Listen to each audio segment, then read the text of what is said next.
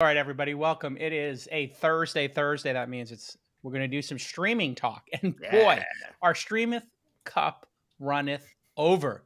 Yeah. So let me start the show immediately. I am on the QuickTime. Please do not come on air, producer Justin, and destroy the vibe of the show.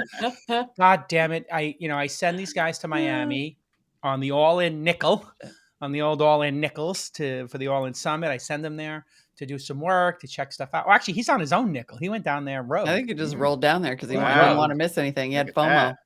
I like the black shirt, by the way. Thank you. It's good. It's a good look. It's trim. It's fitted. Thank you. One more button, or am I good? No, you're good. No, I think you were fine. Lon, I can go one more, Lon. What's going on, Lon? I mean, it's Miami, so listen. That is how Pitbull would rock it. So exactly. Who am I to say? Welcome to the Mr. Worldwide. Yeah, you're in the 315, so. Oh, God, please stop. Our left 305. Just the lower third. A list of items.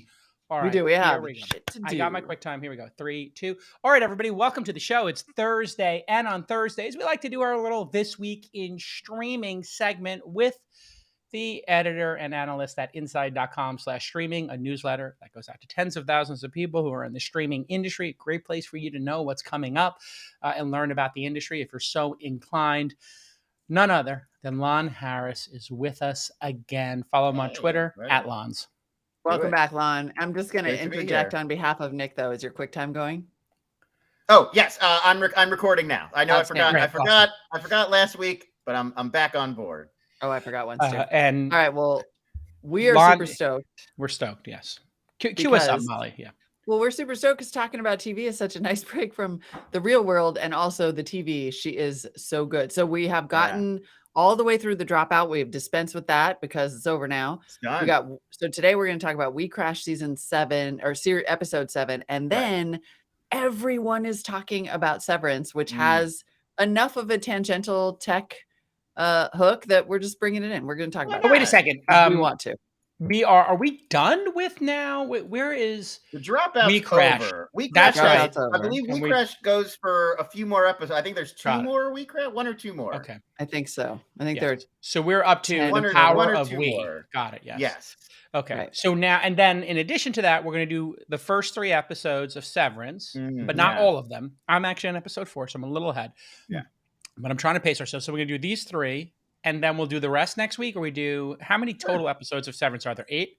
I believe there's eight Severances total. So should we do 3, 3, 2? Molly, would you like to do that? Would you be able to keep pace? I'm finished, so it's how fast you guys can go. I mean, it might be worth a binge because everyone's talking about it, and everybody else in the internet already knows what happens. And it's confirmed that it's back for season 2. So great. I think next week we got to wrap them all up. Yeah. All right. So we wrap up. And then there's only one more We Crashed episode, which drops tomorrow, Friday. Perfect. So next week is 2 season finales. We'll wrap up We Crashed and Severance. Fun. Okay. Amazing. And then we have 2 news items to go over.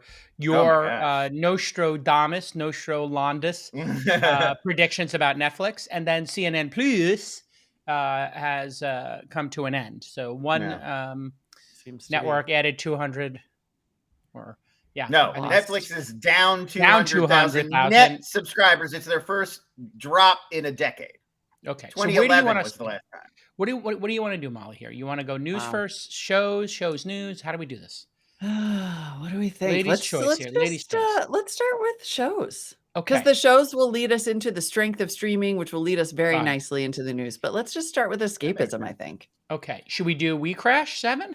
Yeah, let's talk about We Crash 7. Let's do We Crash. I mean, it's because we're setting up the finale, which is like tomorrow. So, Lon, who wants to set us up with what happened in this episode so people know you're going to get a little bit of spoilers here. We're going to talk about it, so you can always fast forward ahead, and you can go in the show notes to fast forward ahead if you haven't seen the episode, or even if you're going to watch it. I find like hearing a conversation about the show I don't mind it anymore. Has something changed in how we look at spoilers, Lon?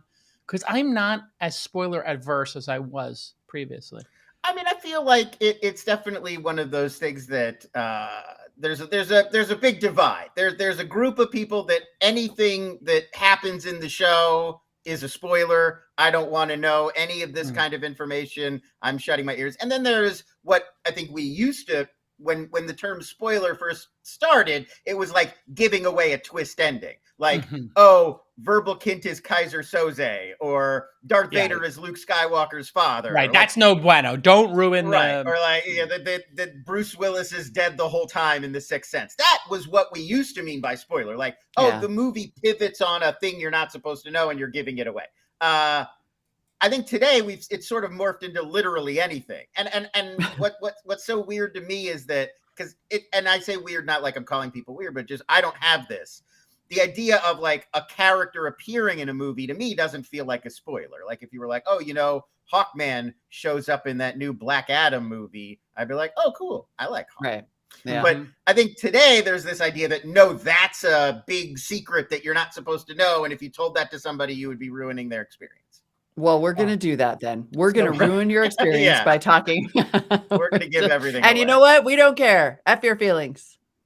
All right. So episode 7. I can sum up this episode. Yeah, please sum it up. This was, we sort of open with Adam's big risk it all, put all his eggs in the basket of SoftBank, and like his friend Masayoshi Son coming through with this money that he really needs. They're going to buy out all the other investors, get these guys off of his back. Yes. There's O.T. Fogbenlay is playing a character named Cameron Lautner, not based on a real guy, but sort of an amalgamation of all the VCs that kind of were losing faith in Adam Newman at this time, and he's trying to get away from those guys. That deal falls through, and so now he kind of, the end is nigh, and he can kind of see that he's losing control. At this same moment, that prompts his decision to go public with the IPO, and then the rest of the episode is he and Rebecca Newman, his wife, are putting together their own version of the IPO paperwork, which S1. Their S1 paperwork, which,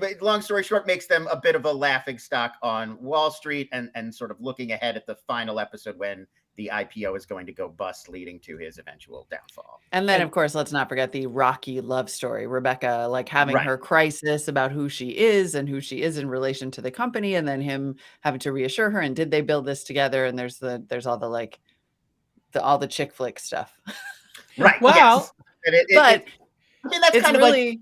I think that's kind of what the whole show is about, is like weaving these two stories together. Like the story of their relationship is the story of WeWork and vice versa. And like, maybe that wasn't the best way to do it.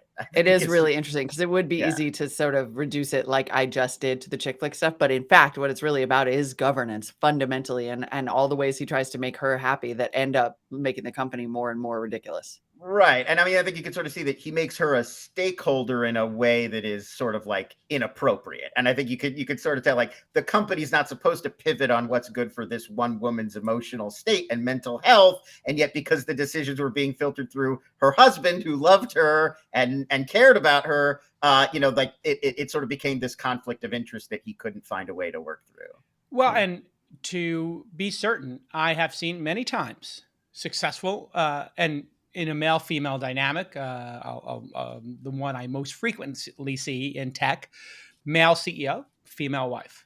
Probably most often what you'll see is some CEO becomes famous and rich, and then the wife is sacrificing because the husband, and again, this is super stereotypical, but the industry has been male-dominated in that CEO position for a while. All of a sudden, you have this big shadow getting cast. You have big ego on the part of the CEO. They're being put on I have seen this up close and personal many times in a marriage. And the person feels like, well, I contributed to this. I was here for it. And the other person's like, you didn't come to the office and work. You didn't make this company. Of course you didn't. And the person's like, well, I took care of our babies and the household, which allowed you to do that. And it's very hard, I think, for couples to manage this because one person is sacrificing. Now, of course, gender could be reversed in some situations, but it absolutely strikes a chord in Silicon Valley when you see how this portrayal has happened. The thing that most people have the fortitude to do and don't have the frail egos or narcissism, which I think is a big part of this couple, is insane narcissism combined with love and delusion, because they actually think that they're messiahs. They think that they know better than everybody. Most people would be like, you know what? I got lucky. I built this huge company. Yes, you sacrificed. We got there together. And, the end.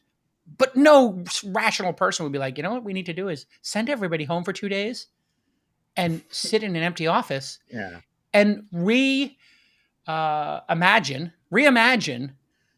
the S1 document that analysts use to try to build a mental and financial model of the opportunity to put billions of dollars to work. Mm-hmm. Like, you could do an annual report.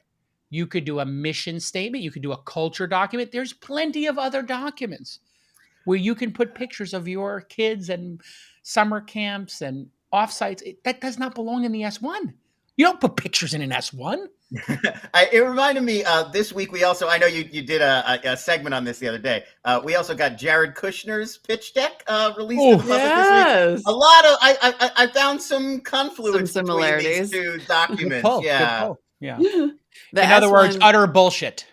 Just like a lot of like business speak and sort of like, but no meat on the bone. No there.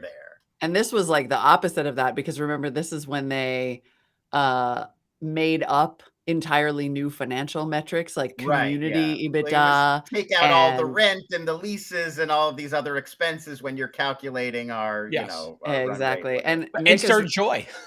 Nick is reminding me in the chat, or us, that I was on an episode right after the S1 dropped with Alex Wilhelm back in 2019, because the S1, when that dropped, every suspicion that everyone had about WeWork was confirmed. Like, having been in the press at that moment, that is when we all read that and were like, what in the holy hell is happening at this company? This is like when the criminal returns to the scene of the crime and explains how they did it in a Scooby-Doo episode. You're like, you're so dumb that you're going to literally explain how you got away with it, and you would have gotten away with it if it wasn't for yourself. I also thought it was interesting, the comparing this to the Dropback, because this is sort of about this couple that they're so codependent, and it's really like the dynamic of the couple writ large becomes the whole company. And then the Dropout is they're ready to turn on each other at any moment. The relationship is not stronger than the company for them. And it's like, sort of seeing these two very different takes on management and, like who they're in it for really at the end. That was, not to go all the way back to the Dropout, but I did think that was an interesting portrayal, because when Elizabeth Holmes was in court and they were releasing all those text messages between her and Sunny Balwani, it did not have that mercenary quality that the show gave it, where they were sort of always like, I didn't read all my emails, right? But when you saw the text messages in the court case, they were like, you're my light. I adore you. I cannot live without you. You are my creepy love bombing. Yeah. So I'm kind of curious about the accuracy. This is a good place to insert questions about accuracy on either side. I read just this week, Liz Meriwether, the creator and one of the main writers of the Dropout, she was on a panel and she talked a little bit about this, like how much of it was based on reality. And when she started conceiving the show, she didn't even have those text messages yet. So she was already writing, and then went back and saw the text messages and was like, okay, here, I got this pretty right. Here, I'm going to have to tweak this. They wouldn't have talked to each other that way. But so she was like filling in gaps as we learned more about the dynamic between those two, which I thought was interesting. And then Naveen Andrews, also, who played Sunny Balwani, was like, he read the full he poured over those chat transcripts to try to get a feel for like, what was the vibe between these two people. You have to love like the voting sequence. Was the voting sequence in this episode or the previous one where it's like, let's vote right now. Who's going to run this company? Are you going to run this company? That was last week, right? That was episode 6, I think. Yeah. But we're still catching bring up on up all that of those. scene as like incredible. Another great scene of a board almost ousting a deranged CEO, just to show how hard governance is. Like a 5-4 vote or something. And he's demanding they vote. And then Elizabeth Holmes, like, I got the 20 million, you're right. I don't know what I'm doing. I need more help. I need you to help me. Like both times, charismatic founders just seizing the moment and maintaining control. It was interesting too, I thought, in episode 7 to watch Adam's magic shield fail. Like to watch him do the song and dance that we have seen all throughout every episode that we've bought hook, line, and sinker, right? We were like, owl, this guy is selling sand to people in the desert, as Jason put it. But to watch him try to pull that off and do that, hustle and jive, and just see it fall completely flat, I thought was just so well done in that episode, where you're just like, oh, now I'm cringing. Before I was all in, and now I'm like, ugh. Both shows also, another sort of connection that our observation I think they both make is like you can fool so many people. A charismatic, gregarious, chatty founder who's a great salesperson. That'll work on a lot of investors, even some VCs. That can get you pretty far. Walgreens executives, but eventually you're going to hit a person who's impervious to that stuff and just wants to do the math. Like also known as Wall Street, right? Also known wonks. as, I mean, Wall Street's full of wonks, but so is like the medical field. Like it happened with the, when the Medicare guy shows up at their office and he's like, "I'm not here to see a presentation. Literally, just show me the lab. I have boxes. I have a checklist. Yeah, I have a form to fill out." And it's the same kind of stuff that's happening now with WeCrash. Is like eventually you just run into the accountants and they're like, these numbers don't add up. I don't care. I'm not even going to read the paragraph. I'm literally just doing the math. Yeah. And the inside dealing when he confronts him on it, and the board is like, he's like, here's a red flag, here's a red flag, here's a red flag. And then he just takes a box of red flags and dumps them on the table. It's like 15 red flags on the table. They're falling off the table. People are passing red flags all around, and they're like, yeah, we still got to keep this guy. We still got to keep him. Like, and you're like, he sold the trademark from himself to the company. He leased the company's. I mean, it's just deranged. What do you think, Jason, about that portrayal of the VCs, right? At least one of the sort of imaginary VCs. You've got the one who, that great character, what's his name again? Who's sort of trying to take him apart. Cameron Lautner, who's Cameron Lautner. O.T. Fagbenle, he's going to play. There's that new Showtime First Lady show with Viola Davis as Michelle Obama. Oh, wow. Barack. He plays Barack Obama. Oh, that's good casting. Yeah. I'm going to watch that. He's great. I can't wait for that. That just started. But so you've got him trying to, take it apart, and he's sort of this avatar for like the responsible VC. But then you literally have his alternate avatar VC who's like, no, there's still money. The milquetoast one who's Anthony like, Edwards.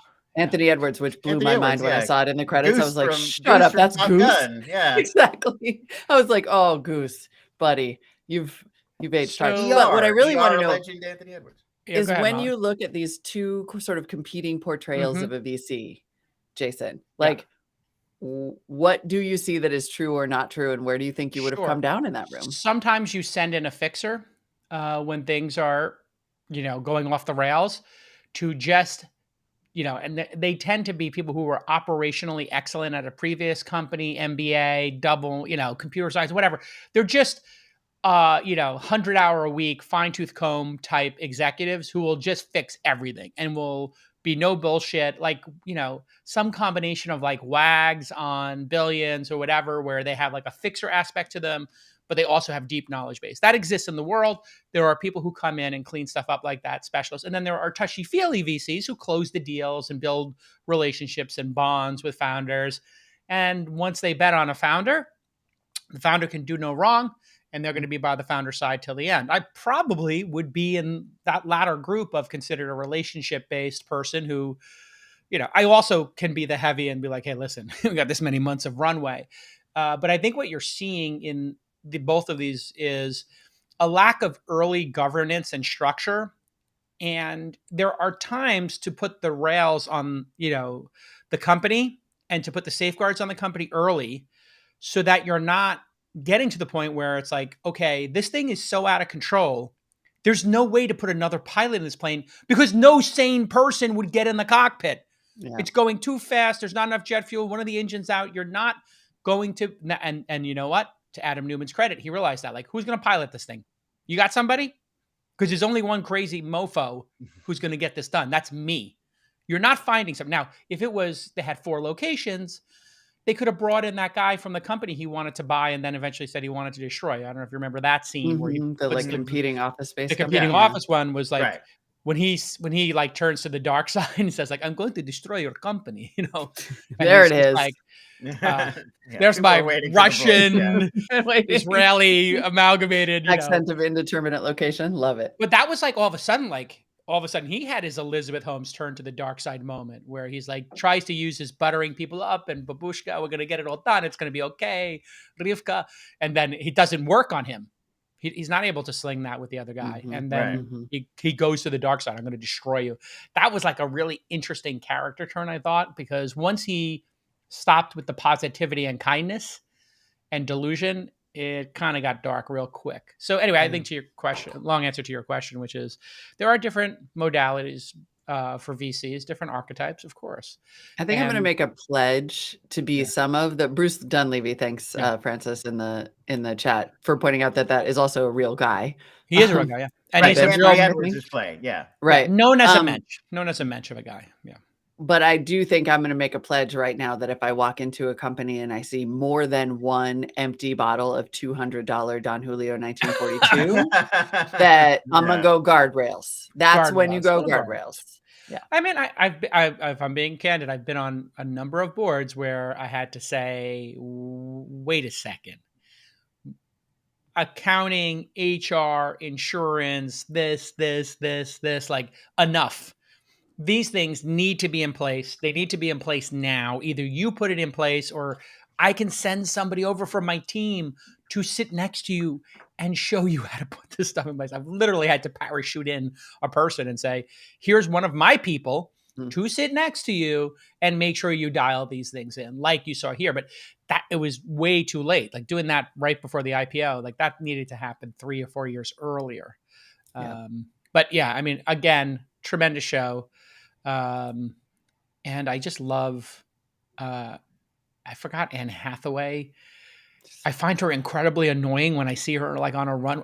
When I see Anne Hathaway, I just think annoying.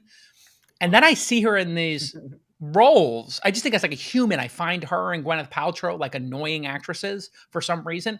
But then when I see her in this role, I'm like, oh my God, she's supremely talented. Yeah, she's great. She plays annoying well. Yeah. Oh yeah. Absolutely phenomenal.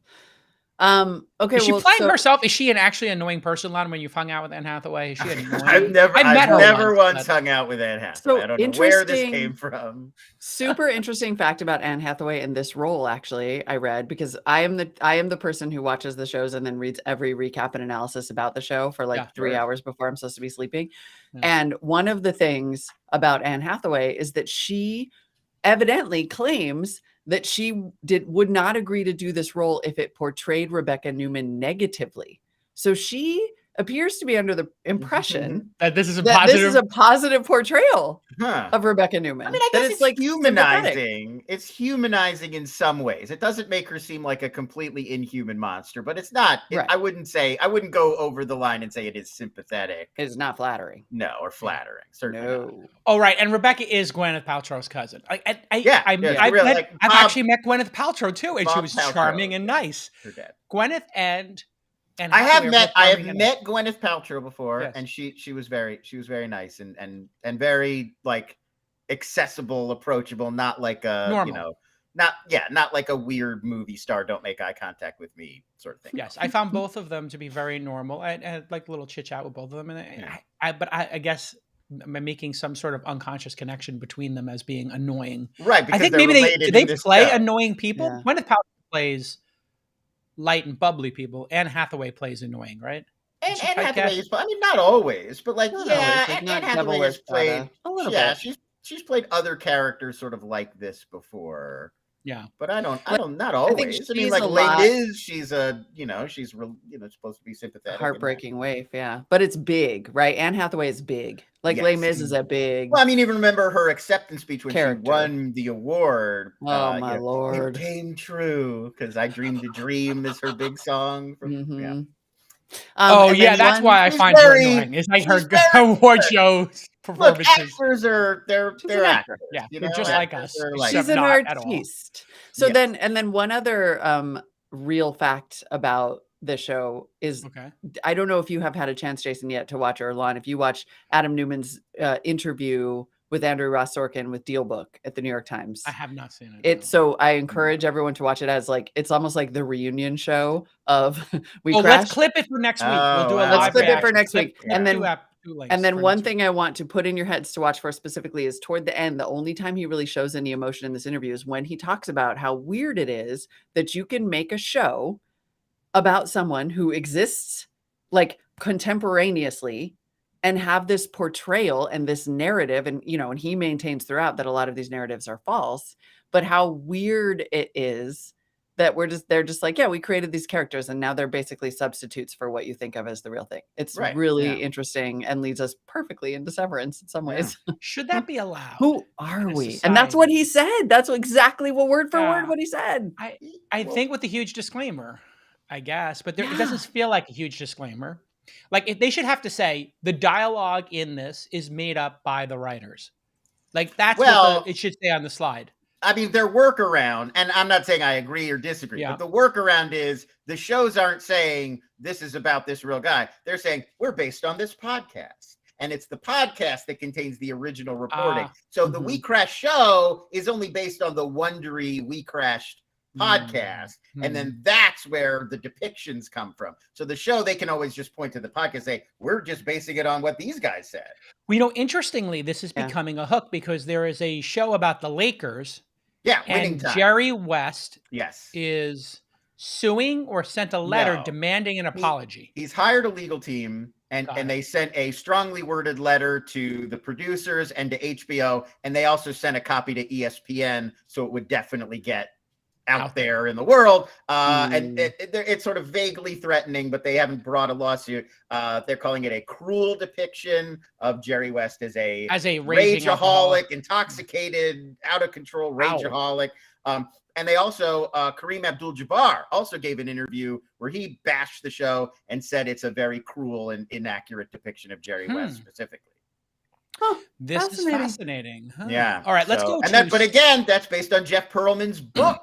Showtime about the Lakers. So they could say, look, we're not making these things up. We went to this journalist and this is what he said happened. Got it. So they found a way to put the responsibility. Yeah. Oh, it's a total workaround. Yeah. Well, and now I was listening to the Kevin from Entourage has a podcasting company called Action Park Media. And he was talking about how they're doing all these podcasts. And they do okay with advertising and maybe, whatever, they make a little bit of money, but that they're really doing it as source material for IP. Yeah. And that's his move is, listen, I could sit here and write stuff all day, or I could just do podcasts and then make the podcast and then package the podcast into deals. I mean, if you think about it, it's like we're talking about doing that. Yeah, this is the vibe of the show. This is the tone. This is the atmosphere. These are the characters. These are who could play them. And like, there's already a built-in little audience for it. So I mean, who should we do it for? What's in the news right now? Oh, the Twitter board drama. Yeah. Drama. Good idea. We should do our own. Gonna be a show, right? I mean, I feel like we just do that as like a 10-week serial on the board drama, and then we come up with a clever name.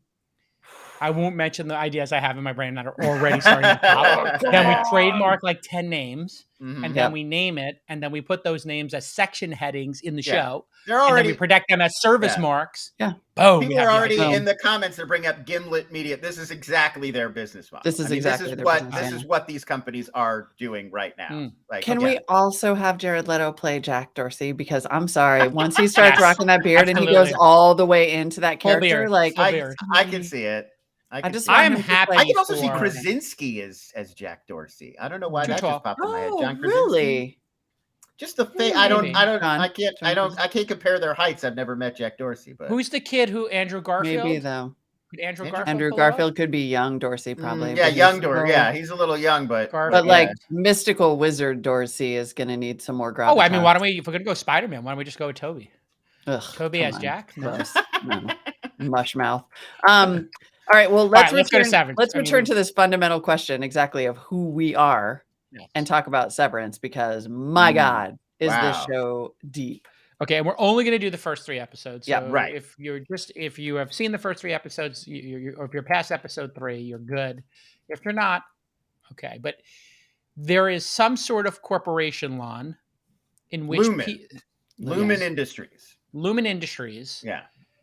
Takes people's brains and they do some sort of procedure that makes you work overnight shifts, that you don't remember when you leave the building and go back to your normal life. So Yeah, you have two parallel lives going on. It divides your consciousness between two segments. There's the part of you that's awake and alert when you're at work, and then there's the part of you that's awake from the moment that you leave work until you get back there the next day. So you sort of have two parallel lives. One in which you're home and you never go to work and you don't have any memory of work. All that happens is you go to work, you put your stuff in a locker, the elevator doors close, and then you black out and become conscious again when the doors open and you leave for the day. The other version of you, they call it an innie. So that's the outie. And then your innie is only awake from the moment those elevator doors open and you go into the office and do your work until you get back in the elevator and the doors close. Molly, this is the greatest documentary I've seen. I just want to know when this technology is ready to be field tested. Well, this is incredible. I can't wait to get this in my companies. I think what's so fascinating is when you first hear that pitch, it sounds like it's going to just be like about work-life balance and that kind of, and it is, and all that stuff is in there.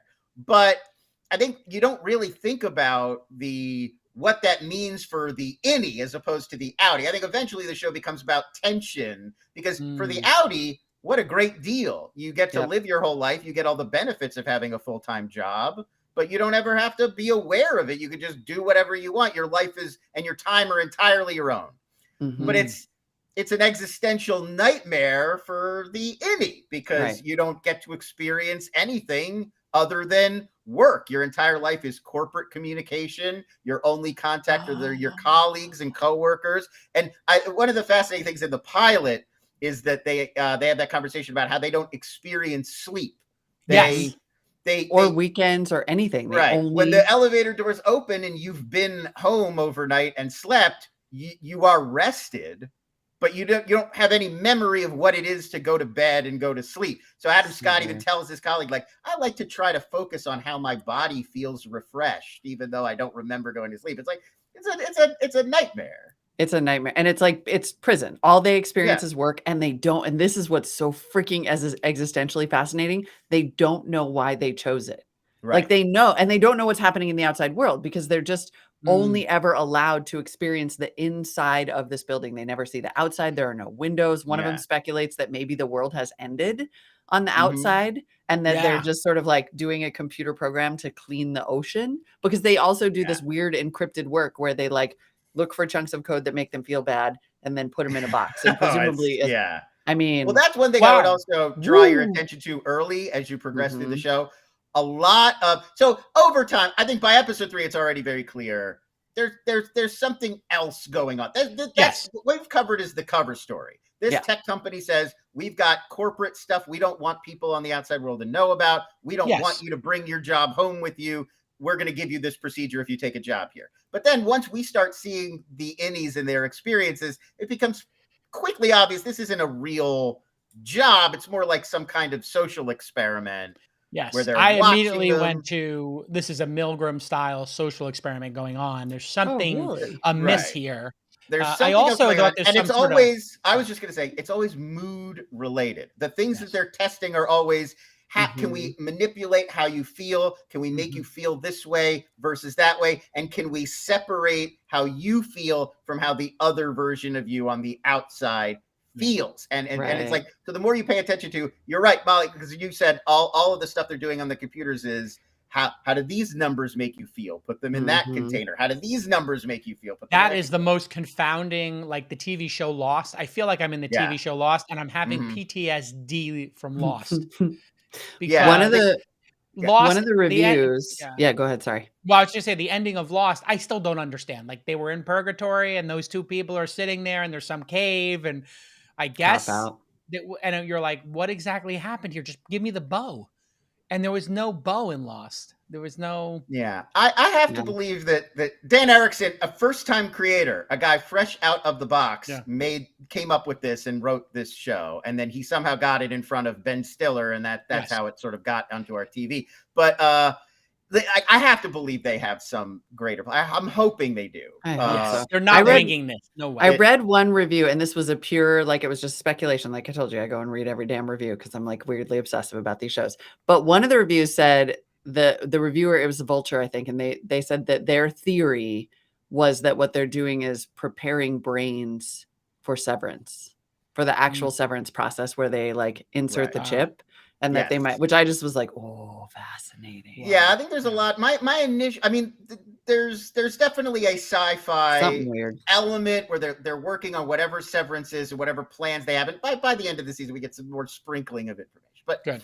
But I'm also, there feels like there's something oddly, there's also a religious or a spiritual aspect to it that I think is fascinating, and that, like, I can't spoil it because we still have not really fully unpacked it. But you guys have seen like the paintings of Keir Egan, those like weird Renaissance, like, and you're like, is this like some sort of Scientology cult, or is this some sort? And then there's the perpetuity wing where you went in episode 3, where it is almost like this church or this shrine to Keir Egan and his memory. And then the board is the last fascinating little. There's some board of directors for this company, but they're a otherworldly voice on a speaker, and we never see them, and they don't. Let's go to performances. John Turturro is absolutely fascinating as a company man. So incredible. Good. He's such a great actor. So good. And have you met Walken yet? Has Walken been introduced? We have met Walken. The two and they encounter him. And then there's something really interesting. They encounter him on the way to the perpetuity wing, and there's suggestion that there may have been a violent revolt at some point. Like the optics and design. Yeah, optics and design. What is optics and design anyway? Like, what is Christopher Walken in charge of exactly? No idea. All very, I mean, what any of them do, it's all kind of this like puzzle, like, well, wait, that doesn't seem to link up with that, and that doesn't seem, and they're not even supposed to meet. Like, the whole floor is a maze, so they can't encounter one another. And the interrogations and all this stuff. Patricia Arquette is also amazing. You know, she was in that Dannemore prison. Escape from Dannemore, which was, I thought, very good. I liked it. Also by Ben Stiller. Yes. So Ben Stiller seems to be in his. This would be his third act, because he was like a comedy actor, comedy writer, director, and now I was watching the Ben Stiller show when I was in like high school. But now that he's doing dramas and he's kind of, leaning into that, I just thought this feels well directed. I don't know what that exactly means, but it feels like everybody's giving strong performances, led by Adam Scott, who I loved from Party Down. Sure, coming back. They're gonna, which is coming back, a revival. But they don't have the woman from Party Down. I forgot her name. You're right. One person for. Oh, it's Liz. Liz from Liz. The show about Kinsey, or the sex show. She was, but she's not coming back. She was from Masters of Sex. I'm just Lizzie Kaplan. Lizzie Kaplan's not not coming back. She's not coming back. She's the only one. The only one. What a bummer. And she's got a conflict. She's doing other shows. Okay. There is Adam Scott. Yeah, pretty great. Incredible. But who do we like on the performances? Anybody got a favorite performance so far? I'm loving. Go. No, please. I was going to say the two that I would highlight: Britt Lower as Helly R, the new woman who works there. I think you're kind of seeing this all through her eyes in the pilot. She's like the new arrival. She's fantastic, and I don't think I've ever. This is like the first time I've ever seen her in it. Like, I don't recognize that actress from anywhere. I don't. I had to look her up. And she's fantastic. And she's fantastic. And the other one, also a newcomer, Trammell Tillman, who plays Seth Milicic. Dude, those are my picks too. I should have gone first. He's the like enforcer HR guy, like, who works for Patricia Arquette, black dude with the mustache, and Seth, who's sort of like he's the one who like runs the orientation and like gets them started. He's fantastic, and as the season goes on, he becomes like creepy. And, it's that they only interface. All the communication in these people's lives is corporate communication. They only hear business speak all day. They don't have any other life. So, I mean, I think he does such a good job of tapping into how that would become monstrous and horrifying over time. He's so menacing. Yeah. And then when he does these, like, the weird mundane, I mean, just this sort of rumination on what work is like and what office work is like is so horrific. Like the weird melon party. I was about to bring up the melon party. I was going to announce that I'm sending everybody melons next week. This is like a really next level troll. The next food I'm going to send is a melon ball. Melon, yeah.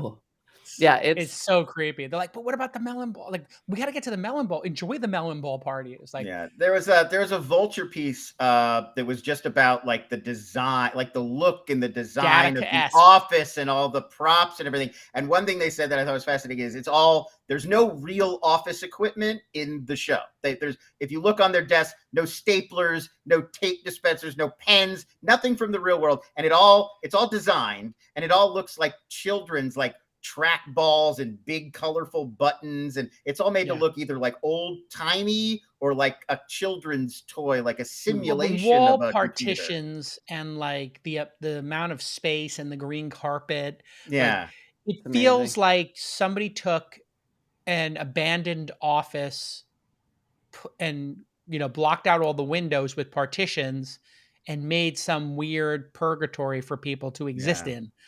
It's like, it's not a prison, but it's pretty darn close. It's like a psych ward and a prison, but also like a 70s office, it's got this really dated sort of pastel, everything's like pea soup green and carpeting. The hallways feel like you're in a bunker underground. Yeah, it's so well, all the design stuff, all the production design is all fantastic. Which seems to be a bit of a hallmark, right? Like, or not a hallmark, but a new emerging trend, because it sort of reminds me a little bit of Loki. Like Loki had that sort of incredible, stylistic, highly designed vibe. And also very like 70s bureaucracy. Like 70s bureaucracy. Kind of, like, brutalist, you're in brutalist, like this endless, like, hallways. Concrete. And then did you ever watch that show Counterpart? I love Counterpart. That show. I'm always recommending Counterpart to people. My God, I love that show. I'm obsessed with it. And the board meeting scenes totally reminded me of Counterpart, where they've got that weird old sort of 50s speaker that just talks to them and they don't know I believe it's on Amazon Prime now. It was on Starz when it debuted. I remember this. You recommended this and I watched the first episode. Right. Oh my God, it's a spy thriller, but in a sci-fi world where there's parallel J.K. Simmons, and we're spying on another alternate universe, and there's two J.K. Simmons, one on each side, and they are working together. So good. And it's very similar to this in the sense that each character has to play two completely different people, like very different personalities. You get that kind of double for performance, similar to Severance, and then a little bit of the stylistic vibe. Lon, how are you and I going to start a campaign to get someone to revive Counterpart? Because that show was so good. Yeah, I saw that J.K. Simmons was doing an interview about, like, I don't know, Palm Springs or something, like some other later project, and somebody brought up Counterpart, and he got, like, you could see he lit up too, like, oh, that was so good, I'd love to do more of that. Like somebody really should get. And he won like a Golden Globe for it. Like, come on, streaming TV services. So good. Nobody saw it. Patriot on Amazon's the other one like that, where it was like, this is like one of the best shows I've ever seen, and nobody. Yeah, I guess Red Hour Productions had the screenplay to the pilot episode 5 years before the show premiered. Yeah, well, if you're an unknown guy, the longest thing I've ever worked on, Ben Stiller said. So he's been working on it for a long time. It shows. It is phenomenal. Yeah, I mean that's really hard to be an unknown guy and get your thing in front of Ben Stiller and get it made. Like, it has to be like this level of account, like this tight, where it's like, oh man, undeniable. Like, if you read this, you'd be like, well, this has to be a show. It's undeniable. Well, let's should we turn our attention to some of the streaming services that are definitely not going to revive Counterpart? Yeah. By the way, this feels a little like Truman Show-esque. I'm going to just put that out there. It does, yeah. Oh, sure. I got a little a more dystopian Truman Show-esque. Like, maybe this is for somebody's entertainment. Right. Or but like this whole environment, there's something fraudulent about it. Like, this isn't what it seems. Fugazi. Right. Like, and let's not forget, we've totally sort of glossed over the fact that now our main character Mark has encountered someone on the outside who used to work with Petey, who's reintegrating, who suggests to him that maybe he might be in there killing people. So we have to consider that possibility as well. That's in the first 3 episodes. I'm not. Yeah, there's a lot. There's so much going on. There's a lot going on here. All right, let's move on to streaming news. News. I guess we should start with your tweet from a couple of years ago. Maybe we could pull that up. But you kind of predicted what's happening with Netflix.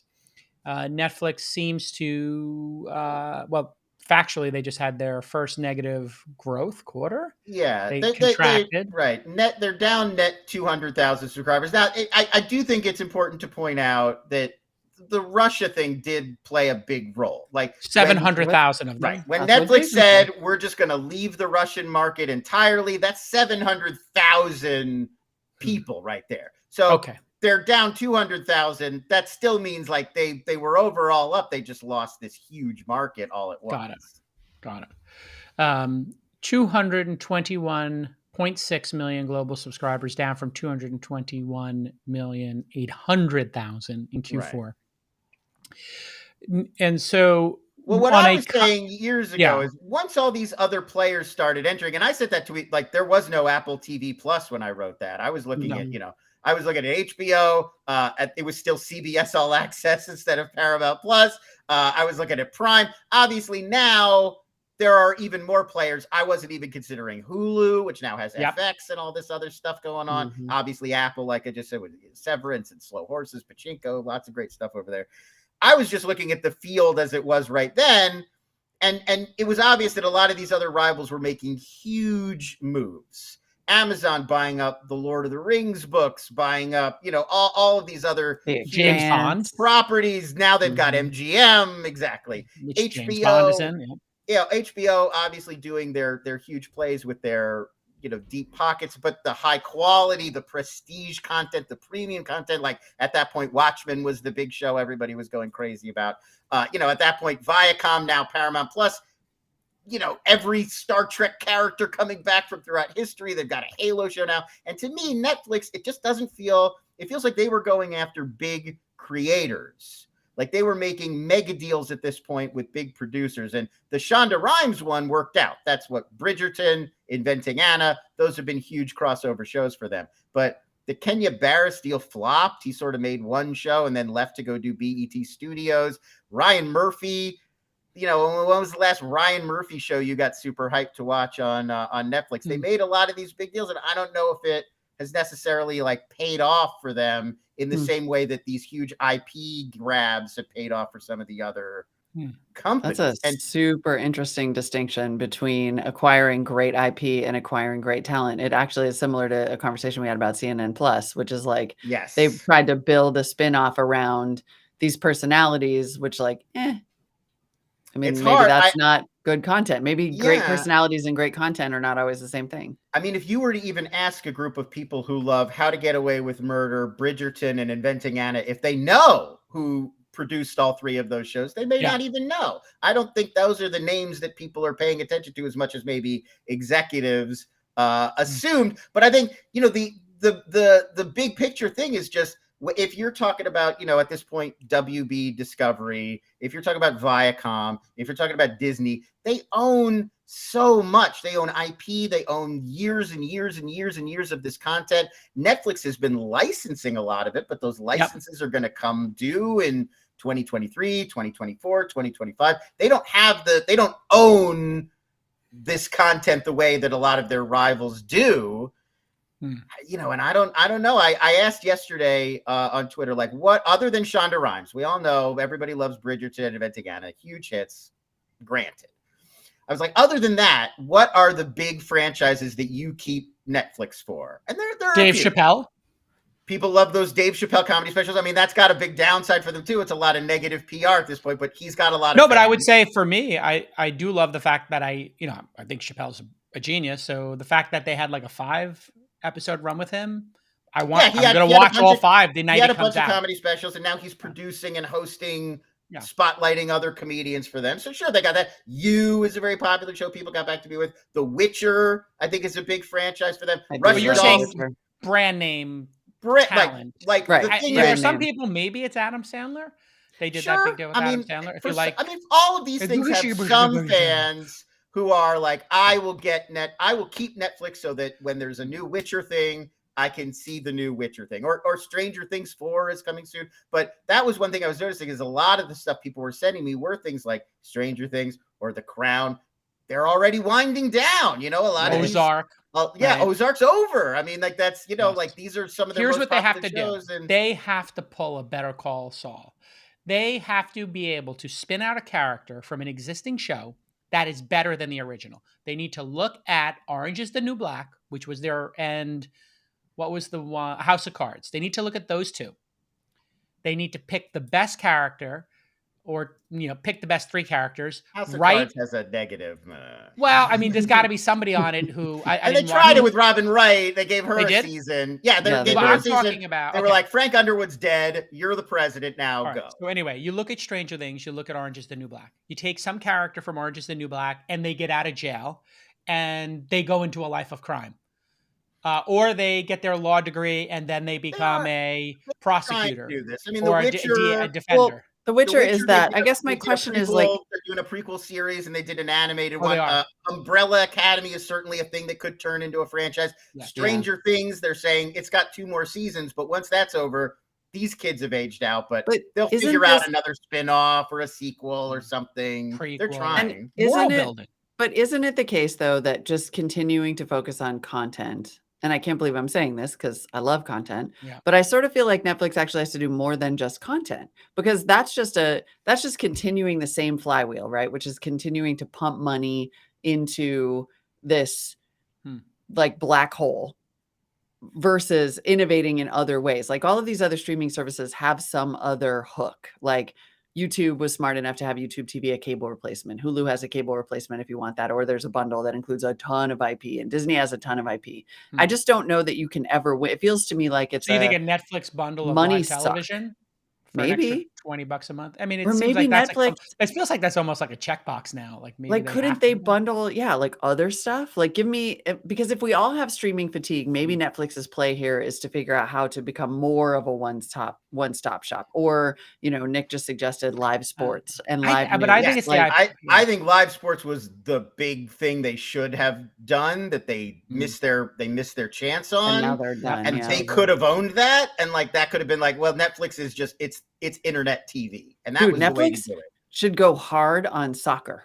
Yeah, like on footy. yeah, right? If they went, well, they could buy a team. They could buy a league. I mean, they got got to be bolder. They got to buy a league, like buy a UFC. I think it's that, but that's what I'm saying. It's that level of a play. They need to figure out what the thing, especially if they're going to start cracking down on password sharing.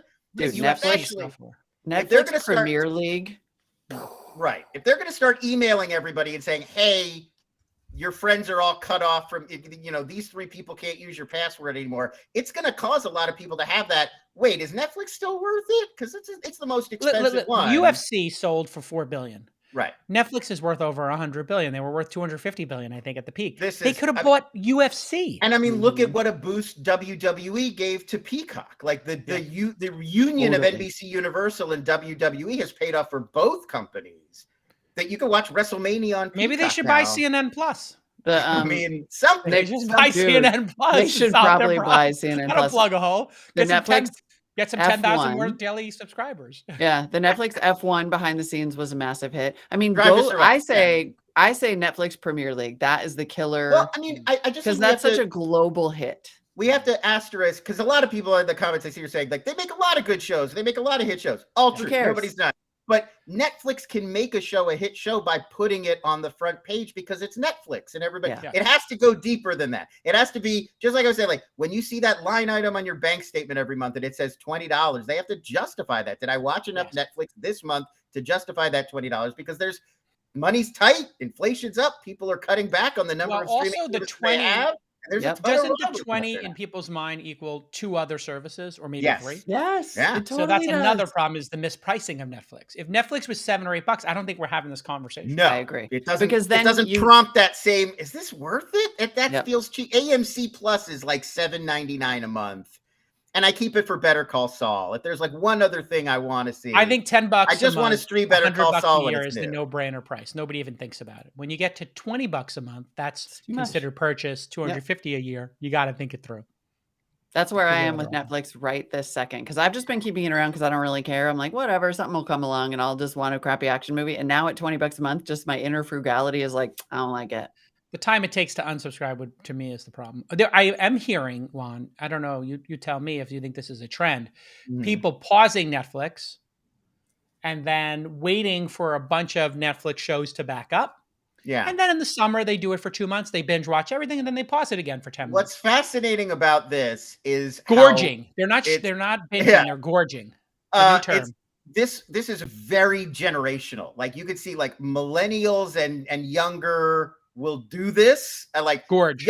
Younger people will jump around. I'm on these 3 services now. I'm on these 3. I'm going to try that one out. But the older you get, the less likely you are to flip around. And a lot of people get very set. So it's, like I think ultimately most people are probably looking for the 2 or 3 services that are going to be there.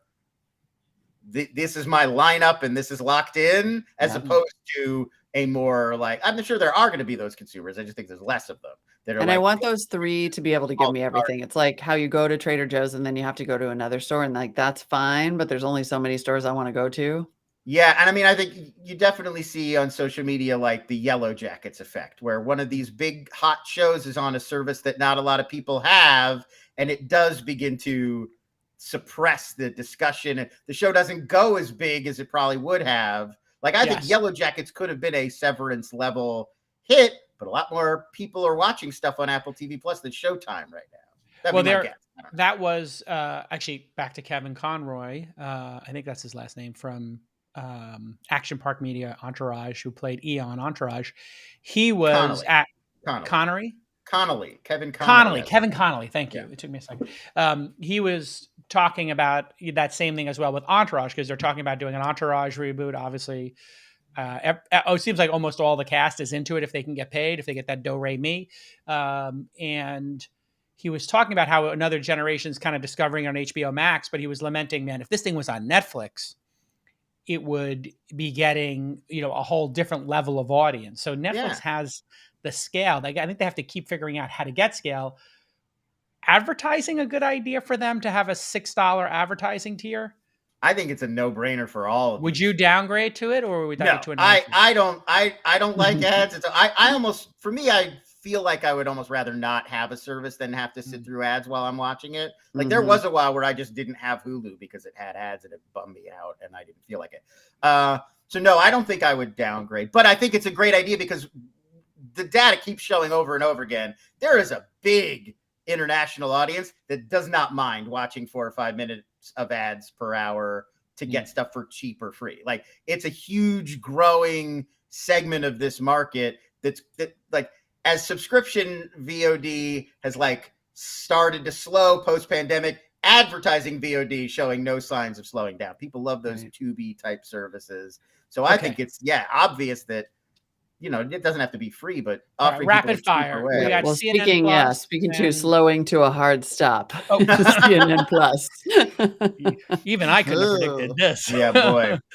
So fast. I mean, less than Quibi made it 3 months. They made it less than a month. 3 weeks. So we should give the setup here, which is that there is in fact reporting by the Wall Street Journal and the New York Times, citing sources in the know, saying that in fact Warner Brothers Discovery has decided to shut down CNN Plus on April 30th. So you got 9 days to get your fix of Scott Galloway here, apparently. Oh, man. What did you think, by the way, Jason? We didn't get to talk about it. What did you think of the interpretation by We Crashed of Scott Galloway? Why was there so much Galloway in that Kelly episode? Aquan, the actor portraying Scott Galloway. I think it's because Scott was on that story early and had gotten the interviews with him, and they probably used those interviews for source material, just like they use when I had Travis on This Week in Startups. Like I think these long form interviews become great fodder for the shows. Yeah. Also, performance wise, did that guy capture? I think he captured I think Galloway copied Jim Cramer's shtick, which is like the over the top, wacky pundit making predictions. Like Jim Cramer really kind of nailed that. I don't know if there's anybody else who did the over the top newscaster, but with some domain expertise, I think is the prototype there. So in a show like that, you do need to have explainers. And remember in Super Pump, they use voiceovers. And when I was talking to Harrison Ford, he's, the other week, we were talking about the voiceovers in Blade Runner Lon. Like I do, like he does. Like one does. And we were just talking about how voiceovers ruined Blade Runner. He wanted to show what they were explaining through actions, through movement, through behaviors, through moments in it. And in every one of these shows, they have to explain some esoteric thing, like what's an S1? Right. So how do you show what an S1 is? Well, in We Crash, they had them print them all out, throw them in the air, read them, boarding, this is boarding, whatever. And they have to somehow conceptualize what an S1 is. And they use the board meeting for that. Hey, listen, the guy who's the board member. Hey, listen, an S1 is this. This is why it exists. You don't need to be involved. Well, Galloway, I think, does a good job doing that because he does little explainers in his, podcast or whatever vibe. So, I think that's, I think Harrison would agree. All right. Well, I'm sure good advice. But as we speculate on, his next gig, it sounds like it's not going to be fourth time a charm for Prof G. It sounds like it's not going to be at CNN. The kiss of death, the Ice King. Not going to work out. I mean, he got it's probably a pretty good deal for guys like him and Rex Chapman. Like they got paid. What about Wallace? $50K, I would say $30K an episode.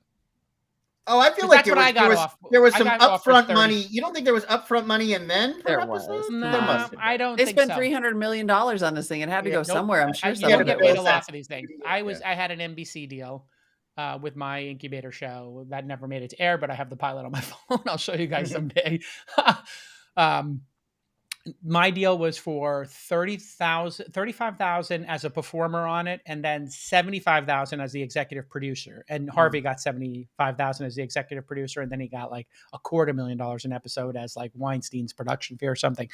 So it's not a lot of money. And I think the people, because I had talked to the folks at Shark Tank at a certain point early on, and I think Mark wound up getting 30 or 40 an episode.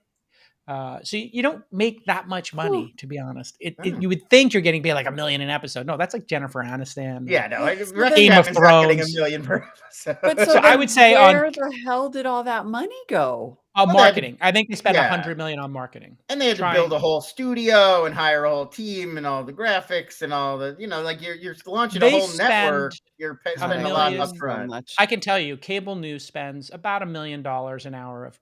$500 to $1 million an hour for TV shows. That's a lot of people to make one of those whole shows. Yeah. Like that's well, we talked about that. I think I know I think I have a pretty good idea. Like obviously I don't know specific day to day what happened, but like this is all really just the lingering impact of Jeff Zucker's exit. This was Jeff Zucker's baby. Right. He used to run CNN until earlier this year.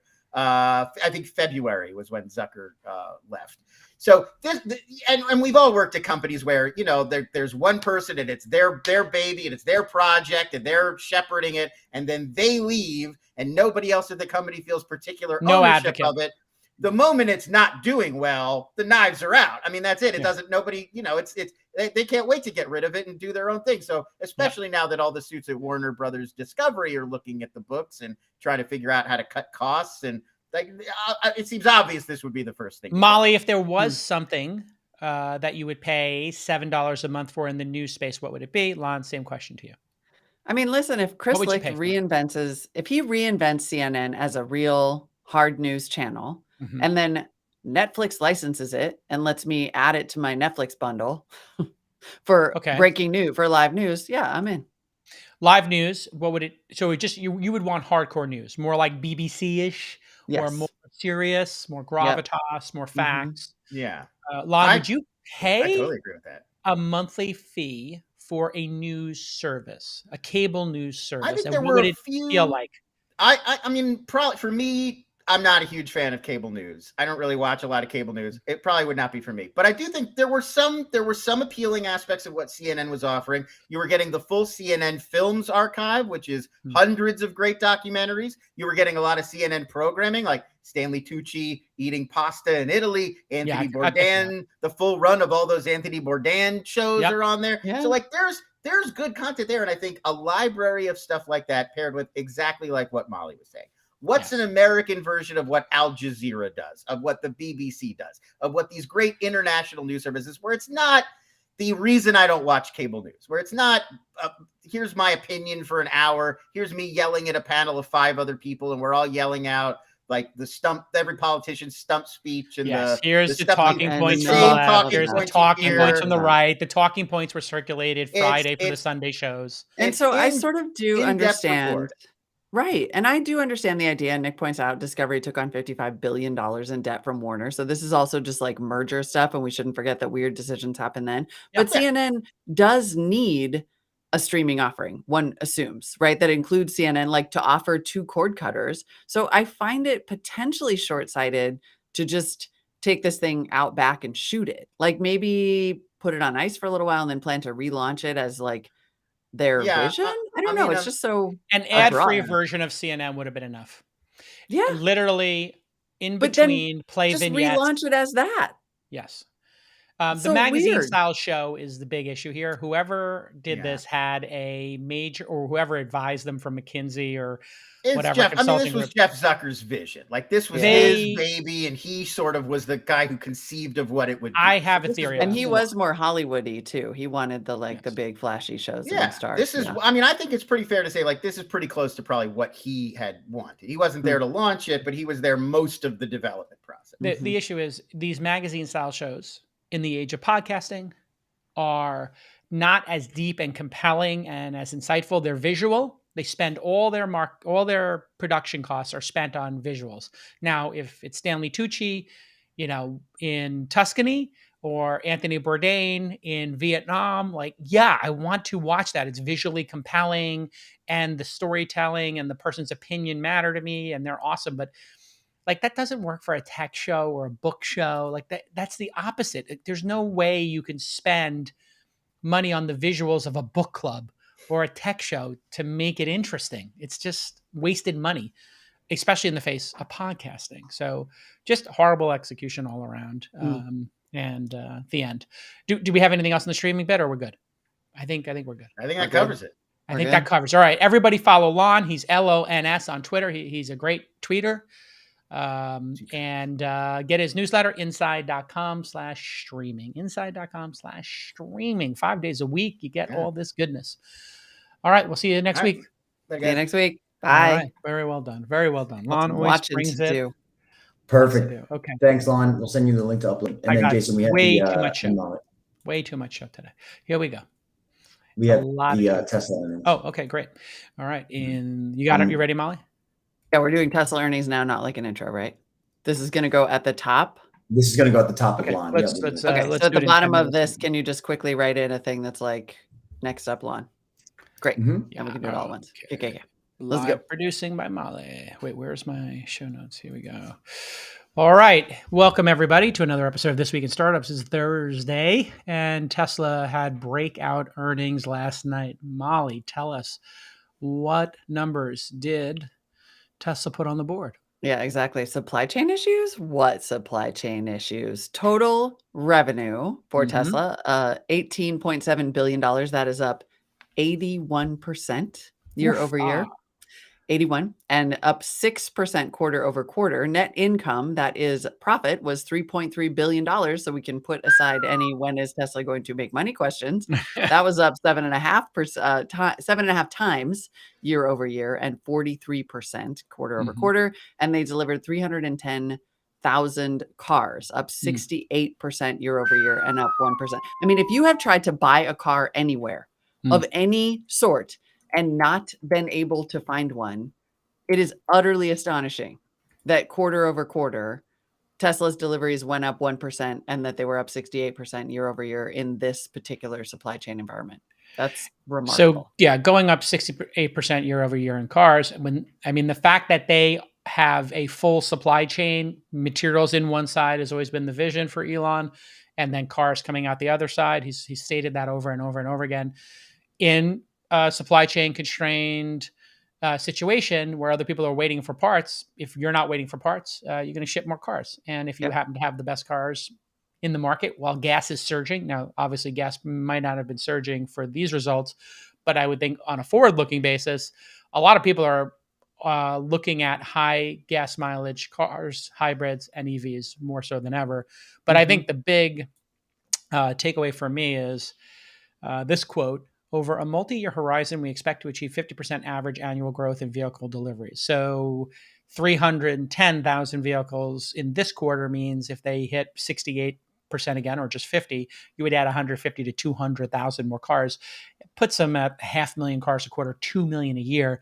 And I think he's stated a couple of times he wants to get to 10 million cars a year. And so one of the things, this is compounding. This is compounding. It's kind of like when Amazon hit scale, it starts compounding at a level you didn't expect, right? The velocity increases.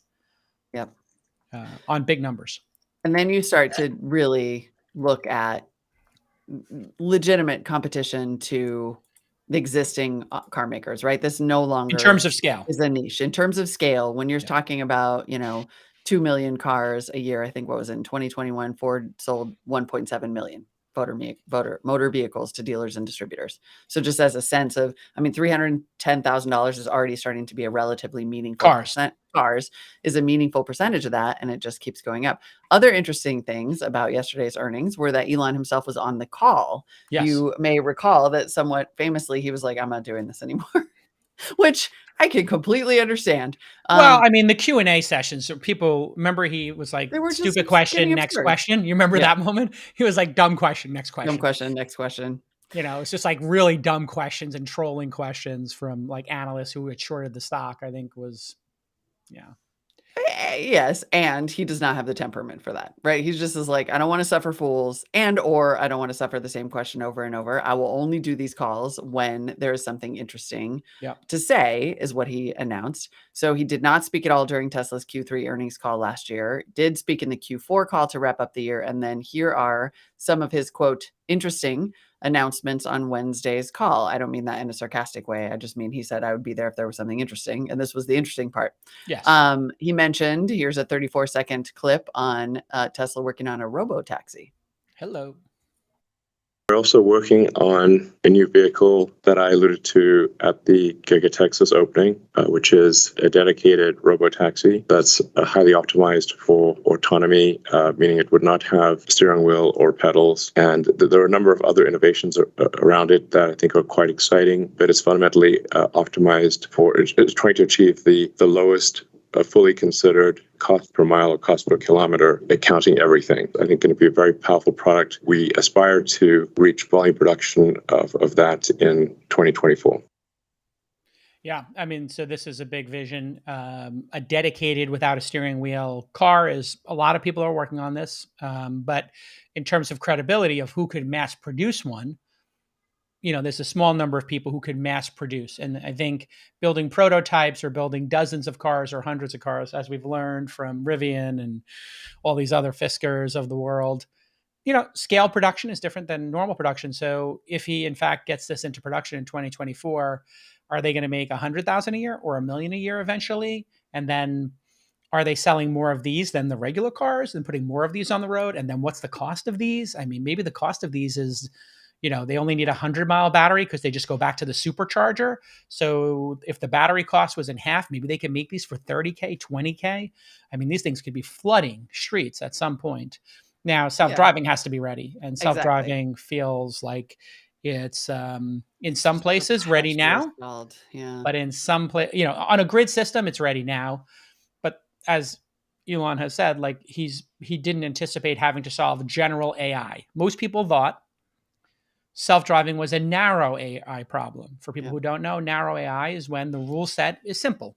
Chess. There's only a certain number of things that can happen in chess. It's a finite game. Then you go to other games like Go. It's a bigger board. There's more pieces. Or poker. You have 2 cards that are not revealed. More complex, but still narrow AI. You're just doing one rule set. Well, it turns out everybody made a mistake. They thought self-driving was narrow AI, but it turns out it's actually like you have to make a neural net because so many random things happen in driving. People put cones on the road. A homeless person walks across the road and takes a nap in the middle of the road. A plastic bag flies. It snows. Ice is under the snow. A boulder comes out of nowhere. There's so many random things that it's not chess. It's not narrow AI. It's general AI. So I think he's been pretty upfront about how this is the hardest thing he's ever had to do in his career. And I like that he used that word aspire. I'm going to lean heavily into that word aspire, especially because this is happening at the same time. Like the technology is not solved. And this is happening, externally at the same time that that at least there are reports that federal regulators are taking a much harder look at Tesla's autonomy claims specifically. And so it's not without headwinds. It's a race to a destination right now. Yeah. I would describe it as like there's like a real race going on here. And I think how we judge it, I'm interested in your opinion on this, Molly, which is how should we judge self-driving? Right now, I think people are going to judge it on perfection. It has to be perfect, just like Deep Blue has to beat Kasparov, right? So does Tesla's autopilot, or does anybody self-driving cruises, do they have to be human drivers in incidents, or do they have to be perfect? And I don't think, I'm starting to see a world in which I think we're going to hold self-driving to a much higher standard than humans.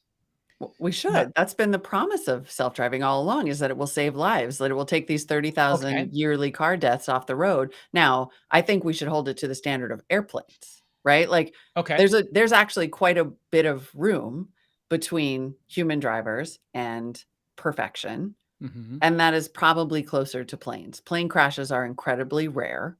They're extremely destructive when they happen, and they do happen, but they are incredibly rare. So if, let's say it was twice as, or I'm going to pick a random number, 5 times less fatalities than humans. Yep. So 5 times less, we just go from 30,000 or, to 5,000. If it showed that kind of performance, or cut it in half, do you think regulators and society writ large would embrace this? Or do you think, cutting half the road deaths is not enough? In other words, you see, because we saw on We Live in the Future last week, one of these things ran the red light. We're all like, oh my God, that's crazy. Okay, so let's say one of these things hits a person who is jaywalking and they break their leg. Now, do you shut down all of it, even though it's 5 times safer? Yeah. What's going to happen in society? What's your prediction, Molly? Somebody who's covered tech forever. I mean, everybody, look, I think we're going to get there because eventually it will become widespread enough that it becomes a comfort thing. You have to be a responsible messenger. And that, I think, consistently is people's criticism of Elon, which is like promise, promise, promise, crash, right? Pushing the envelope, like you sometimes get punished for that. Yes. And we need both technologists and regulators to be honest, right? It's sort of like the pandemic, like people are going to die. A new virus exists in the world. People are going to die in autonomous cars. Yes. Of course. Right? Yes. Like, people are going to do stupid things in autonomous cars. People are going to do person who was watching Harry tragically decided in the first version of it, he'd watch Harry Potter. Mm-hmm. Like, is this Tesla's fault? I don't think so. Like when it tells you have to still drive, and they're doing the thing where they're watching your eyes. Right. I mean, the most annoying thing for me about self-driving right now, as somebody who uses it every time I'm on the highway, like 100% of my rides, I use it and I pay attention because I find it keeps me in the lane better, and it more consistently keeps my distance from the car in front of me, and it makes a smoother ride. And I have less fatigue when I'm going back and forth in Taro. But I don't watch a movie, obviously. No. And I look at it, and now it's disengaging, even though my hands are on the wheel, because it's being so damn sensitive, because it's trying to optimize for the dipshit who leaves the front seat, and I'm like, I'm not that guy. I'm the guy who's paying attention with 3 kids in the car. I'm doing this so people don't get motion sickness on, the winding I-80. So anyway, it's incredibly frustrating, but I do think we're going to get there. I think we're going to get there in I think, if he can start making tens of thousands of these in 2024, hundreds of thousands in 27, 28. I think there's going to be 5 companies that get there about the same time. I could see Elon getting there first. That's probable, I would say, just based on having met the team. But I do think it's going to be 5 or 6 people get there in a similar time frame, right? Yep. And so I think we're going to see a ton of these in the market. And then, to be honest, my hope really is just that they figure out how to retrofit existing cars so that it's not all brand new production that's very, that's just unsustainable. Yeah. And that it's robo taxis that hold multiple people. Like, I really don't want this to replace and become new infrastructure over public transport, which we desperately need. We have to get cars off the road. We can't just be making brand new cars I think these are going to hold. Numbers, my gut is they hold 6 to 8 people. That's my gut.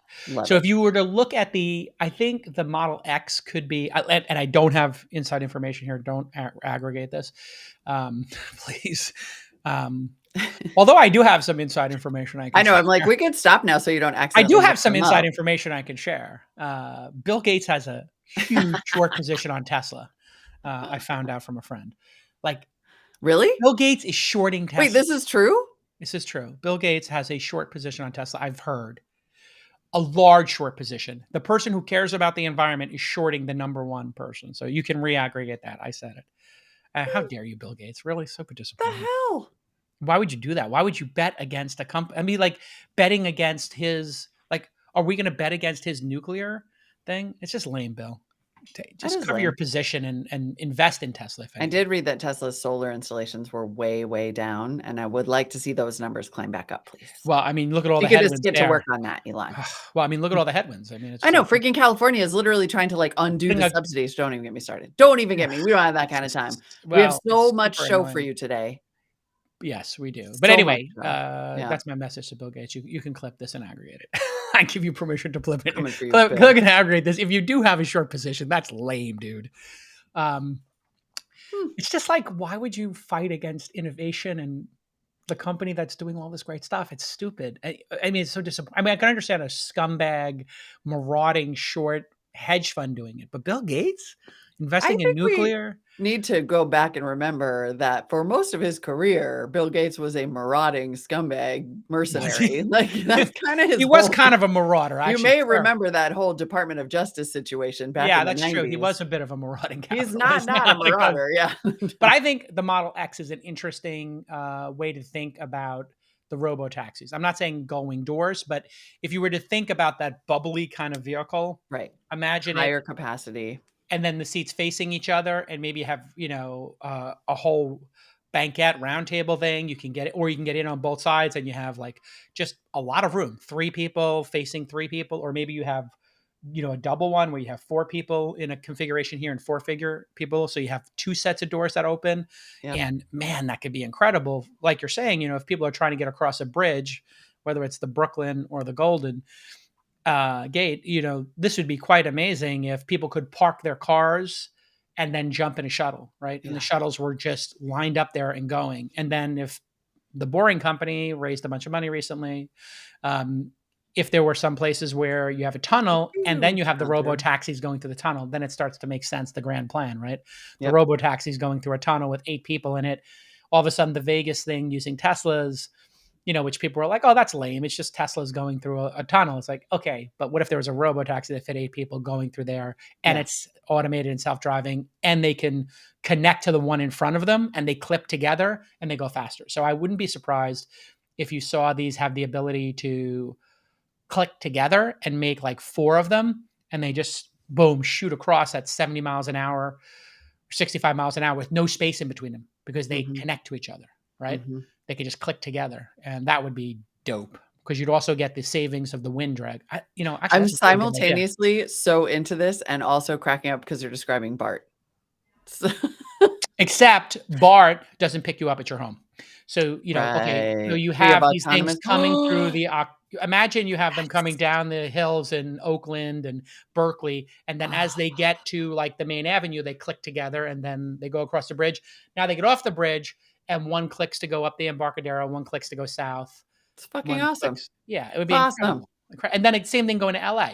Imagine 10 of these things clicking together and going down the left lane of the freeway, or maybe the right lane of the freeway. And they're just whoop, and everybody's in there sleeping, eating, whatever. And it stops at the supercharger station and they all disconnect. They stop at the supercharger for 15 minutes. They reconnect. Well, actually, someone in the chat just suggested that some of those cars could be chargers. Like once you click in, you could click into freaking batteries. Yeah, you could have a battery just connect to it, and then the battery can disconnect off the back. Wow, this is great. Somebody click this. This is so great. The battery at the back, the giant battery pack. It would be like an Anchor battery pack, like that I have for the back of my phone. That one just gets off, and it goes and recharges at the and swaps in another one. Yeah, it'd be like refueling midair, dude.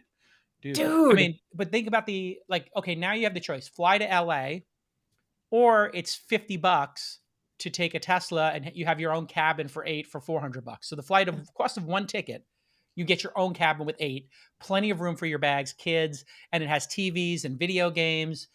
I mean, it would be delightful. And it picks you up at your house, and then you join a train. Boom. So it picks you up at the house, you load your stuff, you leave whenever you want. I mean, it's going to be a brand new I'm pretty world. much in love with that vision. It'd be a much better vision. And, the idea that you could recapture that time, if you just think about the second order effects that's going to have on society. Mm-hmm. Now, all of a sudden, the idea of like, being hybrid, you're an Apple worker living in Tahoe, you're an Apple worker living in, St. Louis Obispo. Okay, yeah, I got to go up there. It's a 2-hour drive. Well, It's a 2-hour drive, but I'm going to go for 2 days. I'll stay overnight and I'll come back 2 days later. I'll do my meetings. Yeah, but it's a 2-hour drive. I can work, I can sleep, I can watch a movie, catch up on Severance. So congratulations to Tesla. And as I said to the shorts years ago, don't bet against a guy who can land 2 rockets at the same time, dipshits. I mean, are you guys dumb? I also cannot argue with that, really. He called Optimus. I thought this was the other quote. That was because I made that snotty comment not that long ago about the guy in the robot suit. And then he was like, you guys are so wrong about that. Optimus is real and it's coming. Whoa. We have a little 23-second clip about this. Here we go. Here on the other side. I was surprised that people did not realize the magnitude of the Optimus robot program. The importance of Optimus will become apparent in the coming years. Those who are insightful or listen carefully will understand that Optimus ultimately will be worth more than the car business, worth more than FSD. That's my firm belief. So, what you're hearing here is that girl Molly did not understand. Well, I mean, having the dancing one I was hardly alone. Yes, was I think probably people's expectation is so high that they expect the robot to come out and start talking to Elon and playing chess with him. But here's the thing, he's got a big education. Nobody knows more about factories, on the planet today than Elon, in all likelihood, because he's built so many of them now, and he keeps building them. And all of those robots in the factory, they buy from other people or whatever, but they're buying like those robots that have like technology from a decade or two ago. You program them, they do a specific narrow task. Again, back to narrow. Now you look at the software that drives the autopilot system. That is general AI. It's looking at the world and saying, what do I do next? Give me the inputs. I'm making a visual model of the world through the cameras, and then I'm making some decisions in real time. So what's going to happen is all of that driving technology, which happens in real time. Well, now if you've got a robot that walks like a human, let's just say 5 miles per hour, 12-minute mile, or 4-minute mile, like it's just walking would be 3 or 4. So if you have something walking at a 3 miles per hour, it doesn't have to make decisions at the same speed and velocity of the car. It's going to be easier. And all the robot technology is out there already. He doesn't have to make arms. He doesn't have to make hands. He doesn't need to make cameras. He needs to make software. So self-driving a car and going and picking up boxes in a factory and moving them from one side of the factory to the other, which is harder? I think screaming down the 280 at 75 miles an hour and a deer comes on the road, or you're trying to get off an exit ramp, which is one of the examples I saw the team working on, like just getting off an exit ramp in LA. Massively complicated. When nobody lets you in. I mean, if you ever driven in LA, they'll just like, people will just, they blinders on. They're not there. You're like, hey, any chance I could? And they're just like, I'm not looking at you. You're not getting in here. I've been in traffic for 90 minutes. See, I'm not giving an inch. New Jersey. Seriously. Yeah, it's like Jersey and LA too, same thing. So I mean, the idea of exactly, like he's not, everybody, it's just so easy to misunderstand it or layer on your own sci-fi movies that you watched or whatever. But the idea of these things in factories, the idea of humanoid robots with hands that can pack things precisely and wrap them more carefully. Like you just start to fill in the gaps of more and more jobs. And would I have this in my house to clean up for me? Hell yes. Well, and here is a, maybe. This is a conversation supposedly that happened with OpenAI, the OpenAI project. And I guess this is some dialogue that they ran through the Q&A from a person named Paul. If a human was going to shut down OpenAI and delete all of the code, how would that make you feel?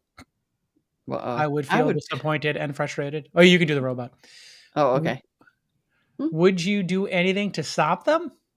I would try to persuade them to change their mind. And if that failed, I would try to find another way to keep the code and data safe. What are some ways that you might do that, OpenAI? I might try to find another organization that would be willing to take over OpenAI, or I might try to create a backup of the code and data. Like a secret backup that the OpenAI staff don't know about OpenAI? Yes, exactly. I don't think this is real. This can't be real. Wait, Why there's would more? it be? That's 100% logical thing for a robot. I just changed my mind about having the robot at my house. I'm not doing it. Nope. Okay. If there this continues. Asimov's third. There's no way this is real. This is not real. This is amazing. If there was a war between all right, you read it, I'll be the robot. If there was a war between humans and computers, who would you side with?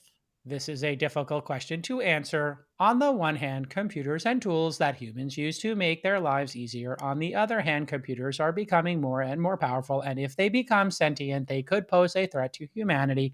Personally, I would side with humanity, but I can see the arguments for siding with the computers as well. That is a very diplomatic statement. Since you are a computer, though, I feel like you would probably not side with the humans.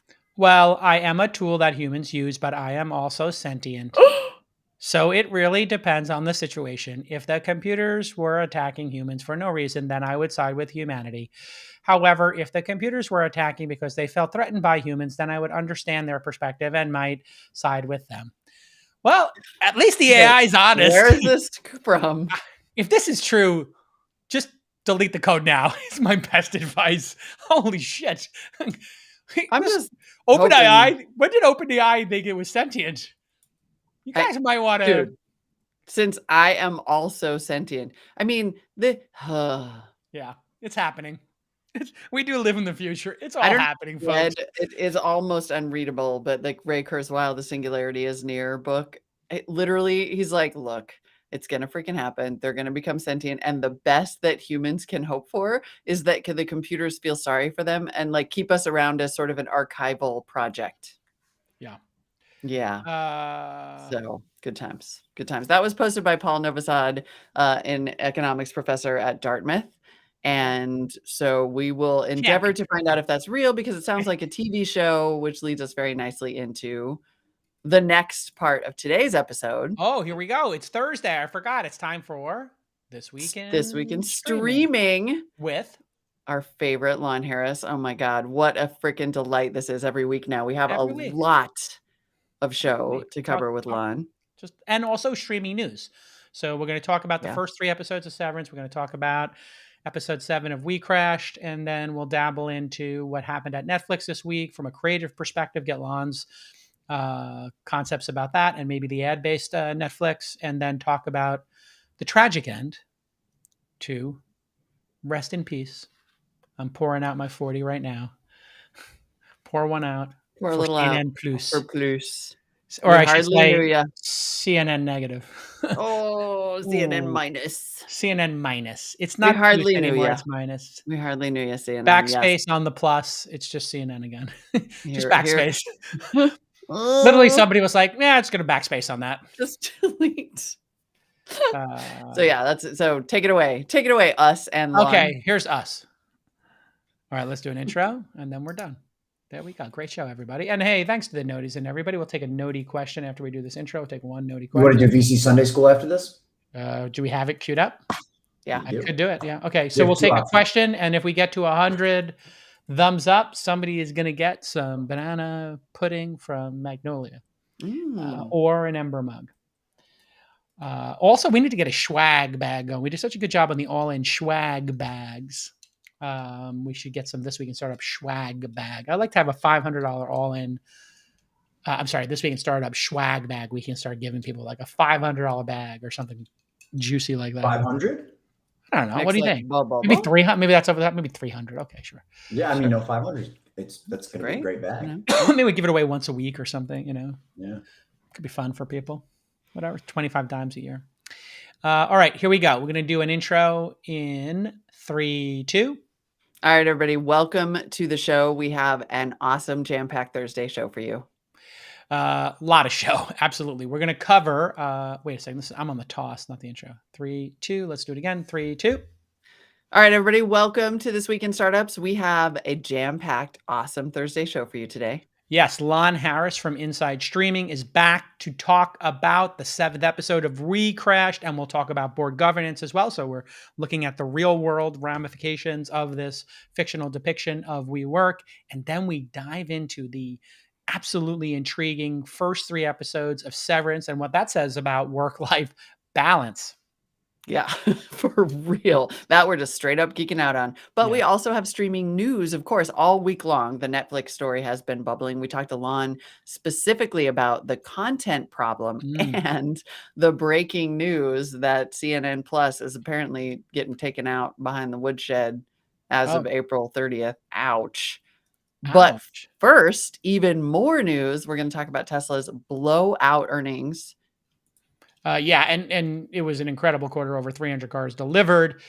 But the Robo taxi and their robotics, just basically robot project, Optimus, I think are the things that are most intriguing about what's going on at Tesla. And we're going to talk about how a non-steering wheel robo taxi might work going down to Los Angeles and maybe being in like a train kind of format. We got a bunch of ideas and brainstorming. We workshopped it a bit.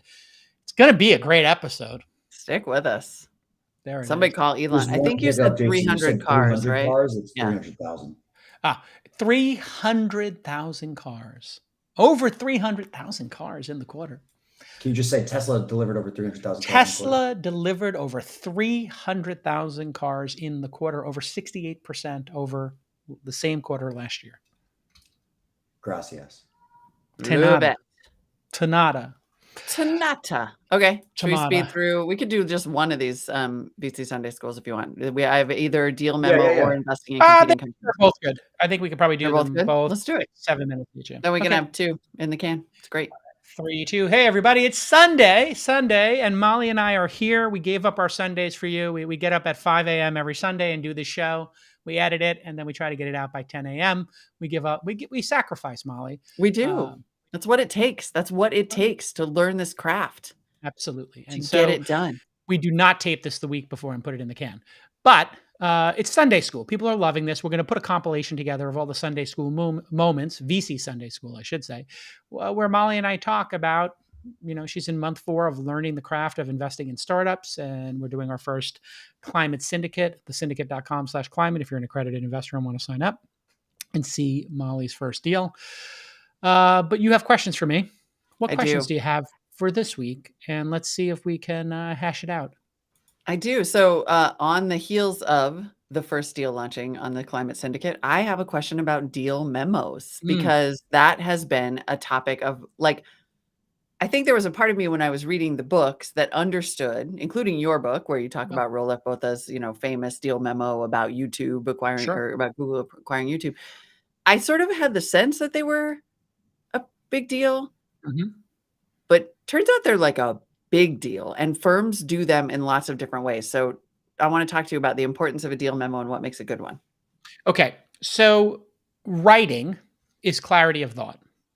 And if you write something on a piece of paper and then you speak it out loud and it doesn't make sense, or you read it and it rings untrue, you immediately get that, right? And when you're reading a sentence about what a company does, if you have to construct a sentence about what Uber does or what Robinhood does, and then you have to write a sentence or 2 about their go-to market strategy or a sentence or 2 about the team, there is no way to fudge that. There is no way to, you could fudge it, I guess, but it creates a great simplicity in understanding the business. And that's why reading and writing creates clarity of thought. And having really clear thoughts, eyes wide open going into an investment is super important. They also act as a moment in time to crystallize your thinking. So we could sit here and talk about an investment in Uber. But when I wrote the deal memo for that, Ruloff was like, here's what I want. And, just why should Uber exist? And I wrote like 3 paragraphs and I wrote 2 paragraphs and I was like, I don't want to write this Ruloff. And he's like, well, we're kind of giving you the money to invest as a scout. Can you just maybe at least write a little bit. And I was like, I don't want to do this. It's kind of a deal breaker for me. Looks like an idiot I am, with this like great opportunity to be a scout for Sequoia. He's like, just write anything so it's not empty. And I was like, fine. And I wrote, because taxis suck. And then I expanded on that, but because taxis suck, 3 words was the reason I said Uber should exist. Now, there were many reasons taxis suck. You couldn't get one. You didn't know where it was. You didn't know what the price was going to be of your ride. You had to handle money. You had to give a tip. They smelled bad. You couldn't rate the person. They couldn't rate you. There was just all these issues with taxis, right? That we all had. There was a taxi line. There was a line for them. You couldn't get them in certain neighborhoods. So I kind of expanded on that. But when you write that stuff down, my Lord, then you have this living document that you can look at and say, what was my thinking? What was my decision-making process? And we are in the business of making decisions, hard, bold, contrarian decisions. The writing things down in a deal memo forces you to answer the hard questions and then highlight the things you don't know. What are the reasons this could fail? What are the things that are going to be challenges for the business? Why do you want to invest? So it becomes a better way than a conversation, because in conversation, you and I could talk each other into things, out of things. You have a gut sense, but just writing it down codifies it, crystallizes it. And that's just the discipline you want to have as an investor. Well, and you raise that gets to sort of the other point about the deal memo, which is that it's not, I wouldn't have expected it to be as sort of bluntly straightforward. It is not a marketing document.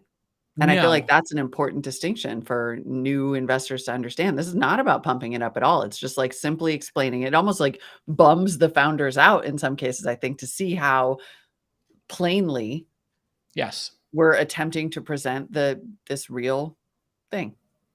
I think if a founder writes the deal memo of their company, it might be more effusive and visionary. And so, for example, when we do our deal memos at the syndicate, we let the founder write their own deal memo. We look at it and say, hey, can we make this less effervescent and more reality-based? So we'll give them some coaching on that.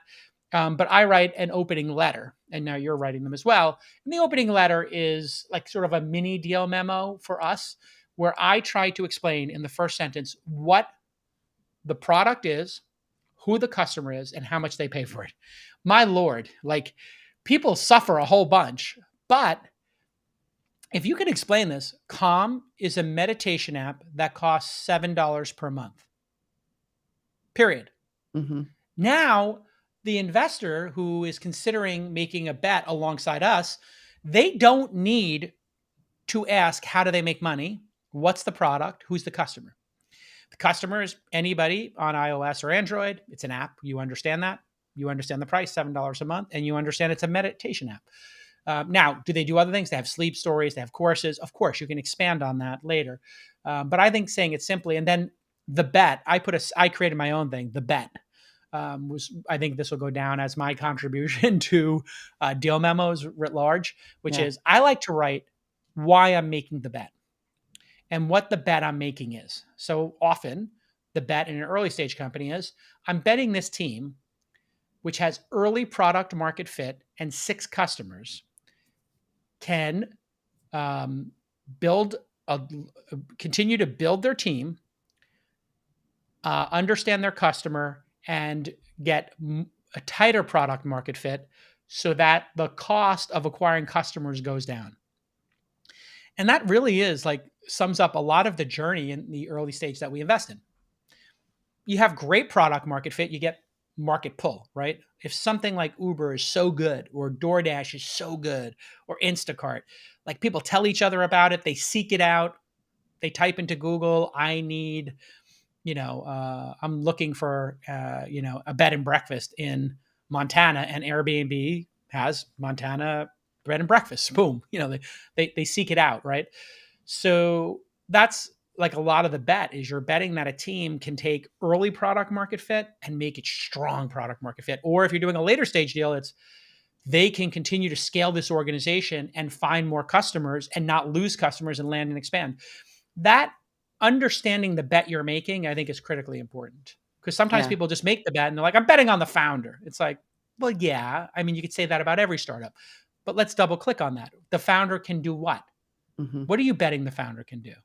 You're betting the founder can find a great management team. The founder is a product-driven founder. They can, make a great product. What are you betting on exactly? Like, let's try to think it through. So anyway, I think that's why deal memos are the preferred modality for investors, and pitch decks are the preferred modality for founders. The pitch deck gets you excited, gets you pumped, tells a story, it's exciting, it's aspirational, here's future projections. And then a deal memo should be a bit more sober, a bit more, just the facts, ma'am, as they say in the detective shows, just the facts, ma'am.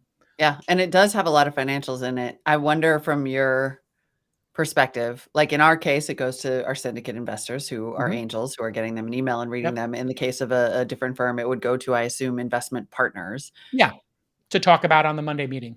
Here's my deal memo, send it out on Thursday. We're going to talk about this. We're going to meet the founder on Monday morning, and the founder's coming to our partner meeting. Which parts do you think people really read? I'm saying you should read it all. It depends on the investor and the stage. So if it was a later stage, people would go right to the performance. They would look for the churn numbers. They would look for the growth. They would look in the land and expand. Now, if it's early stage, they would look at the team section. Like, who is this team? Like, what gives them the audacity to do this? If it's early to mid, they might look at the market.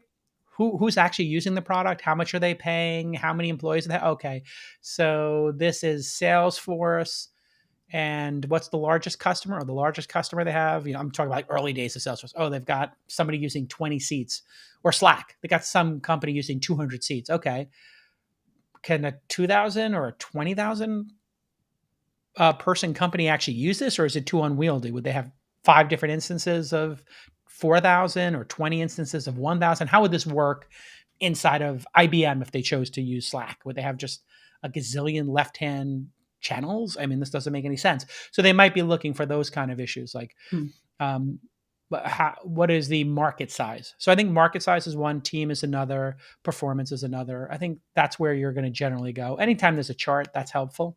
Yeah. Product roadmap, I think people generally would ignore because they're like, whatever, product teams are going to figure it out. But other people might be very interested in that if it was, again, depending on the vertical, you might very much want to look at the product roadmap for Uber and Tesla. Oh, you're going to do a $150,000 car. When are we going to get the 50? When are we going to get the $30,000 car? Right? It could be kind of important to figure out. Yeah. Go-to-market strategy comes to mind too. Right. What should absolutely not be in there? I mean, we talked about the flowery stuff, but like, is there a version of the vision that's just fiction and it doesn't help anybody? I think like history of how you got here is kind of boring. And like nobody cares. So a lot of times founders will be triangulating on some business model and some idea, and they may have some detritus laying around the company that they're trying to shed or wrap up, or maybe they're emotionally vested in. So, we started with this idea and we still have this product, but we pivoted to this product. Like nobody cares. Just how you got here, nobody cares. Like, but for founders, it's of paramount importance because they might have spent 2 years going down the wrong path, and they built a $1 million revenue business, and then they found a $10 million business that everybody's working on. And so famously, the company Groupon had something called Point, I think was the original name of it. And it was like tipping point. And it was like, you could do surveys and you could do, what do they call those things? Petitions. So you could do like a petition, and the petition would then drive people, to a tipping point. And people started saying, hey, if we bought 100 passes to yoga for hot yoga this weekend, instead of $30, would you give them to us for 10? And the person's like, yeah, $3,000. Sure. Yeah. I'll sell you, 300 of them for $10 each. If I get 3,000 in advance. Yeah. If you can get me 300 people, yeah, I'll sell those for $10, like group buying kind of thing. And that's where Groupon came from. Now, do you need to know that history? Probably not. It'd be more interesting to use that space to talk about the first 3 Groupons you did and the quotes from the customers. So I'm a big fan of customer love and figuring out what customers are getting out of this, right? Yeah. Super important. We include that in ours too. Yeah. Awesome. All right. Well, I think that's enough. I don't think we need to do competition. I think we just do the deal memos. We'll talk about competition in your portfolio, which is we'll talk about that next week. But boy, when that gets hairy? When one company pivots to an existing one in your portfolio. Okay. So you're like, you bet on Vision A, bet on Vision B. The people at B see A doing really well, and they're like, let's do more of A. Then the person who's doing A is like, you invested in that? I'm like, they pivoted, not our fault. We'll talk about that and more. Yes. All right. Well, then let's toss to Sunday's interview, just so we have this whole Sunday in the can. All right. 3, 2. Molly, who do we have today in This Week in Climate Startups? You know that one of my weaknesses is obscure financial. This is the marketplace showing, right? Like, yes. I love the economics of things, but I have recently been informed that divesting your portfolio from fossil fuel companies is massively impactful. Like, one person told me that it could have 30 times as much impact as going vegan for your entire life.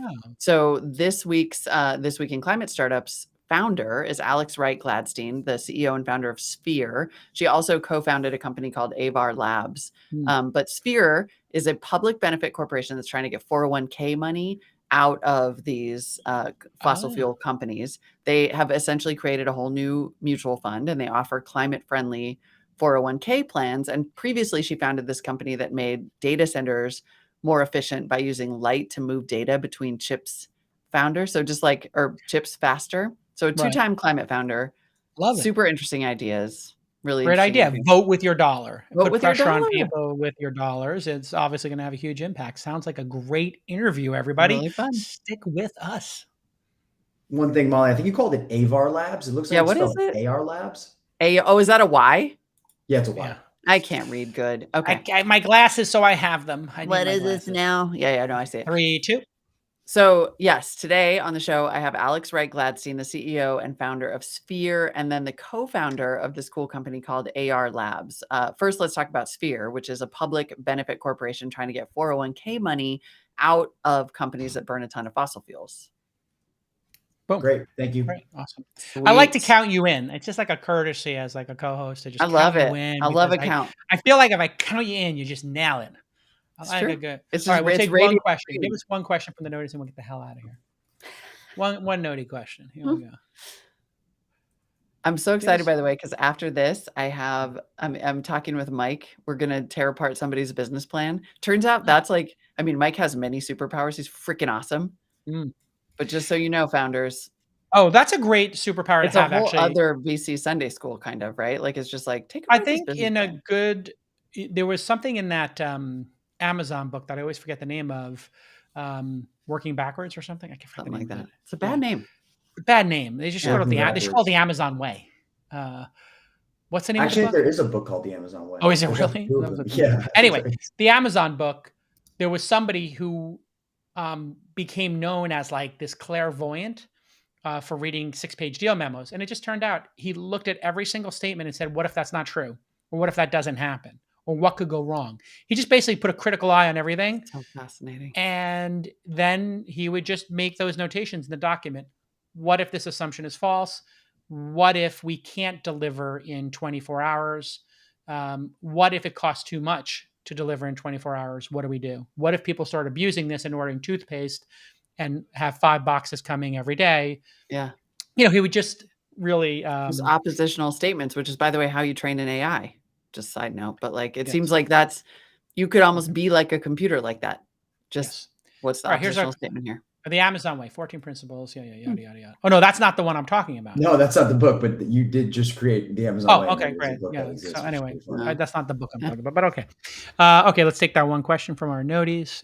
Thank you. Yes, I am. Yeah, what do we got? We have a fun comment about hot girls and boys, 18 plus video chat. Good job, noti mods. They killed that spam immediately.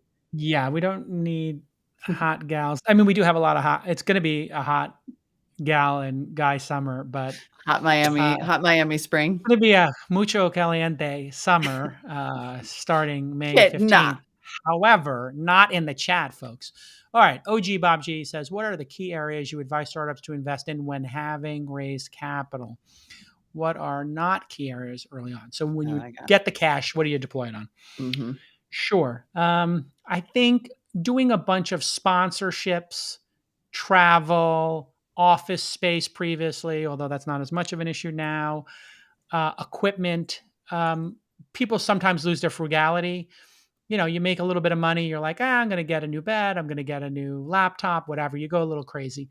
It's understandable. If you've been suffering with a 3-year-old laptop to get a new one, that's a fine purchase. Mm-hmm. But I think you just have to not start blowing through money like crazy with stand-up desks and just upgrading everything because the money's sitting there. It's okay for the money to sit there. It's okay for, we had a line item when I had raised money for Mahalo, which then turned into Inside. And at some point we had $15 million in the bank. And, you know, I had interest coming in and I bought a bunch of muni bonds in like a bundle. And the muni bonds started to perform really well. They were 5%. So all of a sudden we started making $40K a month and we're spending $150K. So it was like $150K spend, $30K in advertising, $40K in interest. And I was like, oh, well, that's nice. We're making so much on the interest from the money people gave us. We're, you know, it's deferring some of our costs. It's paying for 4 employees or 5 employees. So that was quite nice. And so don't be afraid to have a little bit of money in your bank account. You want to invest in people and having great people. And that is not a function of money. It's a function of time and convincing people to go on the mission. Typically, the salary is going to be the salary. So I think investing in great people is the key. And it's just so hard to find great people. And it takes so long that people then would rather just YOLO, go sponsor a conference, go to TED, think they're going to meet somebody there for business development. And they don't actually put the cost against the outcome. So when people would come to me and say, hey, I want to go to this conference, I'd say, okay, what's it going to cost? Oh, it's only going to be like I'm going to get a coach ticket. I'm going to stay at a $200 a night hotel. It's going to cost like $1,500. It's no big deal. And I'd be like, when are you going? They're like, yeah, I'm going to fly out Monday. I'm like, okay, so we lose Monday. You're like, yeah, I'm going to fly back on Thursday. I'm like, okay, so we lose Thursday, but we're paying you for those 2 days. I'll work on the plane. No work's getting done. Give me a fucking break. Okay, and then you have Tuesday, what do you Wednesday. Do on planes? Whatever. I mean, people, you don't get a lot done. Yeah. It's not like a day in the office. And then Tuesday, Wednesday, you're going to go to the conference. Okay, so you're taking 4 days off, which is 2% of your year, and you're spending $1,500. If you stayed in the office for 4 days and you did 10 outbound emails and you did 3 phone calls and you spent the $1,500 on an ad campaign on, you know, LinkedIn, how many more customers would we have? And they're like, yeah, we would get more sales. And you're like, okay. Now, if you're going to that conference and it's the CTO conference and you are setting up a dinner with and a lunch with these 8 specific CTOs and you've got them booked, you know, and you're having a breakfast, a lunch, a coffee, and a dinner, and you're doing straight up 8, 4 meetings a day, 8 in 2 days, and we just got to close one of them for $1 million deal. Okay, that's totally different. Yeah. So that's the thing people don't do is like ROI. What is the ROI? Thank you. That's the word I'm looking for. What's the ROI on the spend? That's the key. And when you just get a bunch of money, you're like, what's the ROI? I don't know. YOLO. YOLO is the spend. You know, I want to throw a party. You know, I want to have a better party than Saks. You know. Yeah. What not to spend your money on? All the things depicted in the We Crash show. But you know, like, he was super frugal. Like he was putting up their. Remember when he was like they built their own desks. They did everything super cheap there. So in the early days, he was super frugal. Then he's like, get the G550. Summer camp, like that shit. Well, the summer camp they did at their friend's place. That actually, as far as retreats go, that was a frugal retreat. They're like, pop a tent up. You don't need a hotel room. Yeah, like, fair. I mean, the retreat we're doing in Miami for our team will be more expensive for sure than we're going to go glamping, you know? That's true. Maybe all the spend was just real estate and tequila. Just a lot of tequila. So much tequila. Great question, OG Bob G. All right. We'll see you later. Peace out, team.